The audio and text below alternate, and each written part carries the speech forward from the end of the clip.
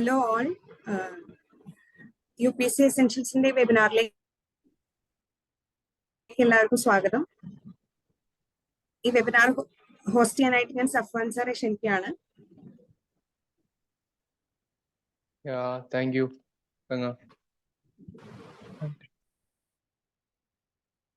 So, good evening all.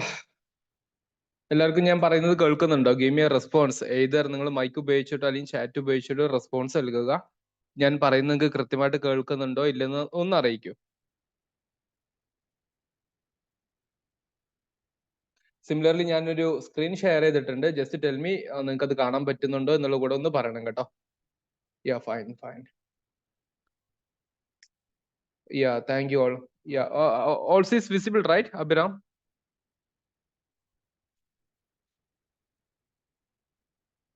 Yeah, okay, fine.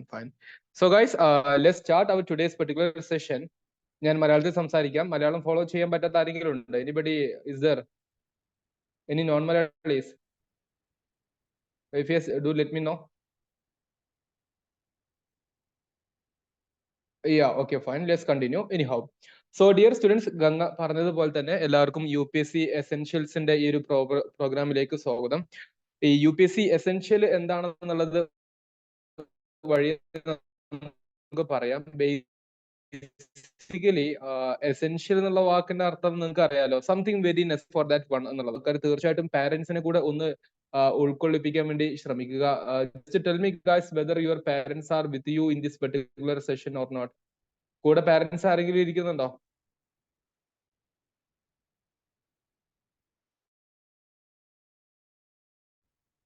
Just give me the chat or mic response. Parents ഇരിക്കുന്നുണ്ടോ ഇല്ലെന്നുള്ളതൊന്ന് പറയട്ടോ.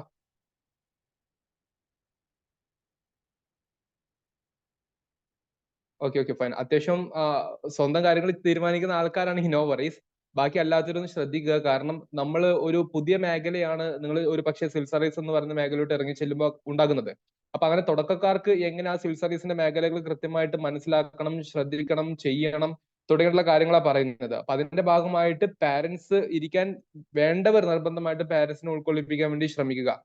Okay, so UPSC essentials ഞാൻ പറഞ്ഞതുപോലെ it is formed by some UPSC aspirants. UPSCയിലെ ചില mentors കൂടി ചേർന്നിട്ടുണ്ടാക്കിയിട്ടുള്ളതാണ് UPSC essentials എന്ന് പറയുന്നത്. And that is powered by Crystal Eduhub and Crystal IAS. Okay, 2 വർഷം മുന്നേ ആണ് ക്രിസ്റ്റൽ എന്ന് പറയുന്ന ഒരു ഓൺലൈൻ ഇൻസ്റ്റിറ്റ്യൂഷൻ ഫോം ചെയ്തിട്ടുണ്ടായിരുന്നത്. 2021 August 15 as an independence day commitment എന്ന രീതിയിലാണ് നമ്മൾ ക്രിസ്റ്റൽ രൂപീകരിച്ചത്. അന്ന് മുതൽക്ക് തന്നെ നമ്മൾ UPSCക്ക് വേണ്ടിയിട്ടുള്ള ഫൗണ്ടേഷനും കാര്യങ്ങളെല്ലാം നൽകിക്കൊണ്ടിരിക്കുന്ന ഒരു ടീമാണ്. ഇടക്കാലത്ത് നമ്മൾ UPSCയുടെ ഹിസ്റ്ററി ഓപ്ഷനും ആരംഭിച്ചു. സോ ക്രിസ്റ്റലിൽ ഇപ്പൊ നിലവിൽ നടന്നുകൊണ്ടിരിക്കുന്ന പ്രധാനപ്പെട്ട 4 മേഖലകൾ ഒന്ന് പരിചയപ്പെടുത്തിയിട്ട് നമുക്ക് എന്ത് ചെയ്യാം, ഇന്നത്തെ സെഷൻ അങ്ങ് സ്റ്റാർട്ട് ചെയ്യാം. ഒന്ന് നിങ്ങൾക്ക് ഇവിടെ കാണാൻ പറ്റുന്നത് പോലെ തന്നെ ഒന്ന് നമ്മൾ പ്രധാനമായിട്ടും ചെയ്യുന്നത് UPSCയുടെ ഹിസ്റ്ററി ഓപ്ഷണൽ എന്ന് പറയുന്നത്. എന്താണ് ഓപ്ഷൻ എന്നുള്ളത് വഴിയെ പറഞ്ഞുതരാം. നിങ്ങൾക്ക് കറസ്പോണ്ടിങ് ആയിട്ടുള്ള വീഡിയോസും കാര്യങ്ങളെല്ലാം നിങ്ങൾക്ക് കാണാൻ വേണ്ടി സാധിക്കും. Then foundation course. ഈ 2 കാര്യങ്ങളാണ് UPSC റിലേറ്റഡ് ആയിട്ട് നമ്മൾ ചെയ്യുന്നത്. എന്തുകൊണ്ട് ഈ ഫൗണ്ടേഷൻ മാത്രം നമ്മൾ ചെയ്യുന്നു, അല്ലെങ്കിൽ എന്തുകൊണ്ട് അഡ്വാൻസ് ലെവലിൽ നമ്മൾ പോകുന്നില്ല എന്നുള്ളത് മറ്റൊരു ചോദ്യമായിരിക്കാം ഒരു പക്ഷെ നമ്മൾ ഫൗണ്ടേഷൻ സീക്ക് ചെയ്യുന്നതിന്റെ ഉദ്ദേശം നിങ്ങൾക്ക് ഇന്നത്തെ ഒരു സെഷൻ കഴിയുമ്പോൾ മനസ്സിലാകും. കാരണം ഒരുപാട് കുട്ടികൾ ഒരു വർഷം പറയുകയാണെങ്കിൽ ഏകദേശം 10 ലക്ഷത്തിൽ അധികം കുട്ടികൾ UPSC എക്സാമിനേഷൻ അപ്പിയർ ചെയ്യാറുണ്ട്. ഇപ്പൊ 2024 എക്സാമിനേഷൻ എന്താണെന്ന് നിങ്ങൾക്ക് അറിയോ? പ്രിലിംസിന്റെ എക്സാമിനേഷൻ എനിബഡി അറിയാവുന്നവരൊന്ന് കമന്റ് ചെയ്യൂ. അറിയില്ലേ? If you have answer give me the answer, otherwise no എന്നുള്ളതും ആൻസർ ആണ്. നിങ്ങൾ സിവിൽ സർവീസ് പ്രിപ്പറേഷനിൽ ഏറ്റവും പ്രധാനമായിട്ടും ഡെവലപ്പ് ചെയ്തിരിക്കേണ്ട ഒരു സ്കില്ലാണ് അറിയാത്ത കാര്യങ്ങൾ അറിയില്ല എന്ന് പറയലേ. മെയ് 26 എന്ന് പറഞ്ഞിട്ടുണ്ടായിരുന്നു. അൺഫോർച്ചുനേറ്റ്ലി ഇലക്ഷൻ പ്രമാണിച്ചത് മാറ്റി ജൂൺ 16 മാറ്റിയിട്ടുണ്ട് കേട്ടോ. Okay, very good. കുറെ കുട്ടികൾക്ക് അറിയാം, കുറച്ച് ആൾക്കാർ അപ്ഡേഷൻ അറിഞ്ഞിട്ടില്ലെന്ന് തോന്നുന്നു. Anyhow, no worries. June 16 നടക്കുന്നത്. അപ്പൊ ഓരോ വർഷം 10 ലക്ഷത്തിലേറെ ആൾക്കാർ അപ്പിയർ ചെയ്യുന്ന സമയത്ത് ഇതിൽ പാസ്സാകാൻ വേണ്ടി പോകുന്നത് അറൌണ്ട് 50,000 സ്റ്റുഡൻസ് മാത്രമാണ്, അല്ലെങ്കിൽ 15 അല്ലെങ്കിൽ 20,000 സ്റ്റുഡൻസ് മാത്രമാണ്. ബാക്കിയുള്ള കുട്ടികളെല്ലാം പരാജയപ്പെട്ടു പോകുന്നതിന്റെ ഒരു റീസൺ അവരുടെ ഫൗണ്ടേഷൻ സ്ട്രോങ് അല്ല എന്നുള്ളത് കൊണ്ടാണ്. ബേസിക്സ് സ്ട്രോങ് അല്ല, അവർ ചുമ്മാ പോയിട്ട് എഴുതുന്ന കുറെ ആൾക്കാരുണ്ടാകും എന്നുള്ളത് കൊണ്ട്. അപ്പൊ നിങ്ങൾ UPSC എക്സാമിനേഷൻ അല്ലെങ്കിൽ സിവിൽ സർവീസ് എന്ന് പറയുന്ന ഒരു എക്സാമിനേഷൻ എഴുതാൻ ഉദ്ദേശിക്കുന്നവരാണെങ്കിൽ നിർബന്ധമായിട്ടും ചെയ്യേണ്ട ഒരു കാര്യമാണ് നിങ്ങളുടെ ലേണിംഗ് പ്രോസസ്സ് അത് കൃത്യമായിട്ട് നേരത്തെ തന്നെ പഠിച്ചു പോകുന്നുള്ള കാര്യം ഉറപ്പുവരുത്തുക. അതാണ് ഫൗണ്ടേഷൻ എന്ന് പറയുന്നത്. അപ്പൊ അതിന്റെ ഒരു ഭാഗമായിട്ട് നമ്മൾ ഫൗണ്ടേഷൻ കൊടുക്കുന്നു എന്നാണ് പറഞ്ഞു വരുന്നത്. പിന്നെ UGC നെറ്റ് JRF കോഴ്സുകളുണ്ട്, യൂണിവേഴ്സിറ്റി പ്രോഗ്രാം ഉണ്ട്, ദെൻ കേരള PSCയുടെ സ്പെസിഫിക് ആയിട്ടുള്ള സ്കൂൾ ടീച്ചർമാരുടെ പ്രോഗ്രാംസ് ആയിട്ടുള്ള HST, HSA, ഹൈസ്കൂൾ ടീച്ചർമാരുടെ ഇങ്ങനത്തെ കുറച്ച് ഗൈഡൻസും കാര്യങ്ങളെല്ലാം ഈ ക്രിസ്റ്റൽ എഡ്യു ഹബിന്റെ കീഴിലായിട്ട് നമ്മൾ കൊടുക്കുന്നുണ്ട്. അതിൽ one of the premium program ആണ് എന്ത് UPSC പ്രോഗ്രാം എന്ന് പറയുന്നത്. അതിന്റെ ഭാഗമായിട്ട് നമ്മൾ ഹിസ്റ്ററി ഓപ്ഷനും ഫൗണ്ടേഷനും കൊടുക്കുന്നുണ്ട്. ഇപ്പൊ 2 വർഷത്തെ ഒരു ഓൺലൈൻ പ്ലാറ്റ്ഫോമിലൂടെ കുറെ കുട്ടികളെ നമ്മൾ ഗൈഡും ചെയ്തിട്ടുണ്ട്. നമ്മുടെ ഫാക്കൽറ്റീസ് തന്നെ റീസെന്റ് 2 തവണ ഇന്റർവ്യൂ പോയിട്ടുള്ള ഫാക്കൽറ്റീസ് എല്ലാം നമ്മുടെ കൂടെ ഉണ്ട്. സോ ഇതാണ് UPSCയുടെ നമ്മുടെ ഒരു ബാക്ക്ഗ്രൗണ്ട് എന്ന് പറയുന്നത്. നൗ നമ്മളുടെ ഇന്നത്തെ സെഷനിലോട്ട് നമ്മൾ കടന്നു ചെല്ലുകയാണ്. അപ്പോൾ ഇന്നത്തെ സെഷൻ നിങ്ങൾ വളരെ കൃത്യമായിട്ട് മനസ്സിലാക്കി എടുക്കാൻ വേണ്ടി ശ്രമിക്കുക. നിങ്ങൾക്ക് ആദ്യമായിട്ടാണ് UPSCയുടെ ഒരു മേഖലയിലോട്ട് നിങ്ങൾ ഇറങ്ങി ചെല്ലുന്നെങ്കിൽ തീർച്ചയായിട്ടും ഇങ്ങനത്തെ സെഷനിൽ പങ്കെടുക്കുമ്പോൾ നിർബന്ധമായിട്ട് നിങ്ങളുടെ കയ്യിൽ ഒരു നോട്ട് ബുക്കും പെന്നും ഉണ്ടാക്കിയിരിക്കാനും ശ്രമിക്കുക. കാരണം ഇപ്പൊ നമ്മൾ പറയുന്ന ചില കാര്യങ്ങളെല്ലാം നിങ്ങൾക്ക് ആദ്യമായിട്ട് കേൾക്കുമ്പോൾ അത് വളരെ പ്രധാനപ്പെട്ട ഇൻഫർമേഷൻ ആണ്. പിന്നീടാണ് നിങ്ങൾക്ക് അതിന്റെ ഒരു യൂട്ടിലിറ്റിയും കാര്യങ്ങളൊക്കെ മനസ്സിലാവുക. നമ്മൾ സാധാരണ രീതിയിൽ ഒരു ആസ്പിരന്റ് എന്ത് സംഭവിക്കുന്നു, UPSC എന്താണ്, സാധാരണ ഒരു ആസ്പിരന്റ് എന്താ ചെയ്യുക, ആസ്പിരന്റ് എന്ത് ചെയ്യണമായിരുന്നു തുടങ്ങിയിട്ടുള്ള കാര്യങ്ങളാണ് നമ്മൾ പറയുന്നത്. അതാണ് dos and don'ts in UPSC preparation എന്ന രീതിയിൽ പറയുന്നത്. So starting with our particular discussion. അതിന് മുന്നേ let me introduce briefly about myself. എന്റെ പേര് സഫ്വാൻ എന്നാണ്. കഴിഞ്ഞ 6 വർഷമായിട്ട് UPSC ഫീൽഡിൽ ഒരു മെന്ററായിട്ട് ഗൈഡായിട്ട് വർക്ക് ചെയ്യുന്നുണ്ട്. ഒരുപാട് സ്ഥലത്ത് സിവിൽ സർവീസിന് വേണ്ടി പഠിപ്പിക്കുന്ന ഒരു ഫാക്കൽറ്റിയാണ്. അതുപോലെ ട്രിവാൻഡ്രത്തും അതുപോലെ കോഴിക്കോടൊക്കെ പഠിപ്പിക്കുന്നുണ്ട്. കൂട്ടത്തില് ഹിസ്റ്ററി ഓപ്ഷൻ എടുക്കുന്ന ഒരു ഫാക്കൽറ്റി കൂടിയാണ് ഞാൻ. അപ്പോ നമുക്ക് ഇന്നത്തെ സെഷനിലോട്ട് പോകാം. ഫൈൻ. ഇനി ആദ്യം നമ്മൾ മനസ്സിലാക്കി വെക്കേണ്ടത്, ഇത് ഒരു പക്ഷെ നിങ്ങൾക്ക് അറിയുന്നുണ്ടാകും, അറിയാത്തവരുണ്ടാകും. നിങ്ങളൊരു കാര്യം ചെയ്യേണ്ടത്, നമ്മളുടെ UPSC എസെൻഷ്യൽസ് എന്ന് പറയുന്ന ടെലിഗ്രാം ഗ്രൂപ്പ് ഉണ്ട്, അതുപോലെ ഒരു വാട്സപ്പ് ഗ്രൂപ്പ് ഉണ്ട്. ഈ 2 ഗ്രൂപ്പിലും നിങ്ങൾക്ക് ലഭിക്കുന്ന വീഡിയോസും കാര്യങ്ങളൊക്കെ നിങ്ങൾ കാണാൻ വേണ്ടി ശ്രമിക്കണം. കാരണം അതിൽ വളരെ കൃത്യമായിട്ട് എന്താണ് UPSC സിവിൽ സർവീസ് എക്സാമിനേഷൻ എന്നുള്ള ഒരു ചരിത്രം ഞാൻ പറഞ്ഞൊരു വീഡിയോ ഉണ്ടായിരുന്നു. I M history faculty. Okay. Similarly നമുക്ക് എന്ത് കാണാൻ വേണ്ടി പറ്റും, എന്താണ് UPSCയുടെ പ്രിലിംസിന് ചോദിക്കുന്നത് എന്നുള്ളതിന്റെ സിലബസ് ഡിസ്കഷൻ നമ്മൾ നടത്തിയിട്ടുണ്ട്. അപ്പൊ അങ്ങനത്തെ വീഡിയോസ് ഒക്കെ ഉണ്ട്. നിങ്ങൾ ആരും കണ്ടിരുന്നോ? അത് കണ്ടവരൊന്ന് കമന്റ് ചെയ്യാമോ? നിങ്ങളുടെ ഗ്രൂപ്പിൽ വന്നിട്ടുള്ള വീഡിയോ ആണ്, പ്ലീസ്. ഇടുന്ന കാര്യങ്ങൾ കാണുന്നുണ്ടോ ഇല്ലെന്ന് അറിയാൻ വേണ്ടിയാ ചോദിക്കുന്നത്. യാ ഫൈൻ, കാണുന്നവരുണ്ടല്ലോ. Very good, very good. Okay. അപ്പൊ അങ്ങനത്തെ കുഞ്ഞു കുഞ്ഞു ഇൻഫർമേഷൻസ് വെച്ചിട്ട് വേണം പവർഫുൾ ലേണിംഗ് ഉണ്ടാക്കിയെടുക്കാൻ വേണ്ടി. അല്ലാതെ നിങ്ങൾ ഒരിക്കലും പോയിട്ട് എവിടെ UPSCയുടെ ഏറ്റവും വലിയ ഗ്രന്ഥം ബുക്ക് ഏതാണെന്ന് ചോദിച്ചിട്ട് അത് വാങ്ങിക്കല്ല വേണ്ടത്. ഇൻസ്റ്റെഡ് ലേണിംഗ് എന്ന് പറയുന്നത് അത് ഗ്രാജുവൽ ആണ്, പ്രോസസ് ആണ്, മനസ്സിലാക്കി ചെയ്യേണ്ടതാണ്. ഓക്കെ. അപ്പൊ അതിന് മുന്നേ ഞാൻ 1-2 കാര്യങ്ങൾ ചോദിക്കാം. നിങ്ങളൊന്ന് കമന്റ് ചെയ്യൂ പെട്ടെന്ന് തന്നെ. നിങ്ങളുടെ ലേറ്റസ്റ്റ് എഡ്യൂക്കേഷൻ എന്ന് പറഞ്ഞ്, ഫോർ എക്സാമ്പിൾ ഡിഗ്രിക്കാരാണ്, ഡിഗ്രി ചെയ്തുകൊണ്ടിരിക്കുന്നതാണെങ്കിൽ ഏതാണ് കോഴ്സ് മെൻഷൻ ചെയ്യുക, ഡിഗ്രി കഴിഞ്ഞവരാണെങ്കിൽ കോഴ്സ് മെൻഷൻ ചെയ്യുക, PG കഴിഞ്ഞവരാണെങ്കിൽ ആ കോഴ്സ് മെൻഷൻ ചെയ്യുക. ഇനി സ്കൂൾ വിദ്യാർത്ഥികൾ ആരെങ്കിലും ഉണ്ടെങ്കിൽ അതൊന്ന് മെൻഷൻ ചെയ്യുക. ഒന്ന് പെട്ടെന്ന് എല്ലാവരും ഒന്ന് ഷടപട മെൻഷൻ ചെയ്തേ, പെട്ടെന്ന് പറയൂ. Degree BCom final year, MA history, very good. BBA pursuing, very good. BSc mathematics, degree BTTM, bachelor of social work BSW, BMS doctor, okay. MCom, BHMS, final year BA, LLB, fine. MA, BTech, very good. A good number of students are basically graduated or otherwise post-graduate students. അത് ചെയ്യുന്ന ആൾക്കാർ complete ആയിട്ടുള്ള ആൾക്കാരാണ് കൂടുതലും. അപ്പൊ നിങ്ങളെ സംബന്ധിച്ചിടത്തോളം definitely ഒന്നില്ലെങ്കിൽ 2025 അല്ലെങ്കിൽ 2026 നിങ്ങൾ ഈ പരീക്ഷ എഴുതാൻ വേണ്ടി പോകും. സോ മൈ ഡിയർ സ്റ്റുഡൻസ്, എനിക്ക് നിങ്ങളോട് പറയാനുള്ള ഏറ്റവും പ്രധാനപ്പെട്ട കാര്യം, നമ്മൾ ഒരിക്കലും ആവേശത്തിന്റെ പുറത്തെടുത്ത് ചാടി എഴുതേണ്ട എക്സാമിനേഷൻ അല്ല സിവിൽ സർവീസ്. പ്രത്യേകിച്ച് വിക്രമാദിത്യൻ സിനിമ കണ്ടിട്ടോ, കിങ് ആൻഡ് കമ്മീഷണർ കണ്ടിട്ടോ, ഇപ്പൊ 12th ഫെയിൽ കണ്ടിട്ടോ ഒരു പക്ഷേ ഒന്ന് എഴുതി നോക്കാം, ചത്ത് പണിയെടുക്കാം എന്നുള്ള ആത്മവിശ്വാസത്തിൽ നമ്മൾ കയറി ചെല്ലും. എന്താണ് എക്സാം എന്ന് മനസ്സിലാക്കാതെ. ആ ഒരു പ്രശ്നം നമുക്ക് പറ്റരുത്. അദ്ദേഹം അന്ന് ക്ലിയർ ചെയ്തത് അന്ത കാലഘട്ടത്തിലാണ്. സിലബസ് മാറിയിട്ടുണ്ട്, അതിനുശേഷം അപ്രോച്ച് മാറിയിട്ടുണ്ട്, നേച്ചർ മാറിയിട്ടുണ്ട്. അപ്പൊ അതിനനുസരിച്ചുള്ള കാര്യങ്ങൾ വേണം നമ്മൾ ചെയ്യാൻ. സോ സിവിൽ സർവീസിന്റെ എക്സാം ജേർണി എന്താന്നുള്ളത് ആദ്യം പറഞ്ഞുതരാം. അത് എക്സാം ജേർണിയാണ് ഞാൻ പറയുന്നത്. ഒബ്വിയസ്ലി ഞാനിപ്പോ പറഞ്ഞതുപോലെ, ഫോർ എക്സാമ്പിൾ, നിങ്ങൾ ഇപ്രാവശ്യത്തെ സിവിൽ സർവീസിന്റെ പ്രിലിംസ് എക്സാമിനേഷൻ നടക്കുന്ന എപ്പോഴാ? ജൂൺ മാസത്തിലാണ്. സോ ജൂൺ മാസത്തിൽ നമുക്ക് ഉണ്ടാകാൻ വേണ്ടി പോകുന്ന ഒരു കാര്യം എന്താണ്? ഫസ്റ്റ് എക്സാം ആണ്. അതിനെ വിളിക്കുന്ന പേരാണ് എന്ത്? സിവിൽ സർവീസ് പ്രിലിംസ് എന്ന് പറയുന്നത്. അപ്പൊ ജൂണിൽ പ്രിലിംസ് കഴിഞ്ഞിട്ട് ഒരു 2.5 മാസം കഴിയുമ്പോൾ, അപ്പൊ ജൂണായി, ജൂലൈ, ഓഗസ്റ്റ്, സെപ്റ്റംബറിൽ എന്ത് ചെയ്യും? നിങ്ങൾക്ക് മെയിൻസ് എന്ന് പറയുന്ന ഒരു എക്സാമിനേഷൻ ഉണ്ടാവും. സോ പ്രിലിംസ് ആദ്യം വരുന്നു, 2.5 മാസം കഴിഞ്ഞിട്ട് മെയിൻസ് വരുന്നു. മെയിൻസ് ഏകദേശം ഒരാഴ്ച അല്ലെങ്കിൽ 10 ദിവസം നീണ്ടു നിൽക്കുന്ന എക്സാമിനേഷൻ ആണ് മാക്സിമം. അത് കഴിഞ്ഞിട്ട് അതിന്റെ റിസൾട്ടും കാര്യങ്ങളൊക്കെ വരാൻ ഒരു 2.5 മാസം ആകുന്നു. എന്നിട്ട് എന്ത് ചെയ്യുന്നു, അതിന്റെ പേഴ്സണാലിറ്റി ടെസ്റ്റ് എന്ന് പറയുന്ന ഇന്റർവ്യൂ വിളിക്കുന്നു. അങ്ങനെ ആ ജൂണിൽ തുടങ്ങി സെപ്റ്റംബറിൽ എക്സാമിനേഷൻ, സെപ്റ്റംബർ ഒക്ടോബർ ആകുമ്പോൾ എക്സാമിനേഷൻ കഴിയും. പിന്നെ നവംബർ ഡിസംബർ ആകുമ്പോഴേക്കും മെയിൻസിന്റെ റിസൾട്ട് വരും. ജാനുവരി ഫെബ്രുവരി മുതൽക്ക് പേഴ്സണാലിറ്റി ടെസ്റ്റ് എന്ന് പറയുന്ന ഇന്റർവ്യൂ വിളിക്കും. മാർച്ച് മെയ്യിൽ വരെ അത് നീണ്ടു നിൽക്കും. എന്നിട്ട് എന്ത് ചെയ്യും, മെയ് ആകുമ്പോഴേക്കും അതിന്റെ റിസൾട്ട് വരും, അടുത്ത എക്സാമിനേഷൻ വരും. കണ്ടോ, ഏകദേശം ഒരു 1 ഇയർ സൈക്കിൾ ആണ്. അപ്പൊ ഒരു വർഷത്തെ എക്സാമിനേഷൻ പ്രോസസ് ആണ് സിവിൽ സർവീസ് എക്സാമിനേഷൻ എന്നുള്ളത് ബേസിക്കലി മനസ്സിലാക്കി വെക്കുക.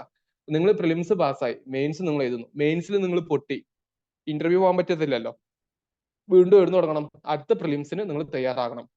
അടുത്ത പ്രിലിംസ് വരിക അടുത്ത മെയ്യിലാണ്, അതായത് 2025 മെയ്യിലാണ് വരിക. അപ്പൊ നിങ്ങളെ സംബന്ധിച്ചിടത്തോളം 1 വർഷവും 1 മാസവും എന്തായാലും ഉണ്ട്.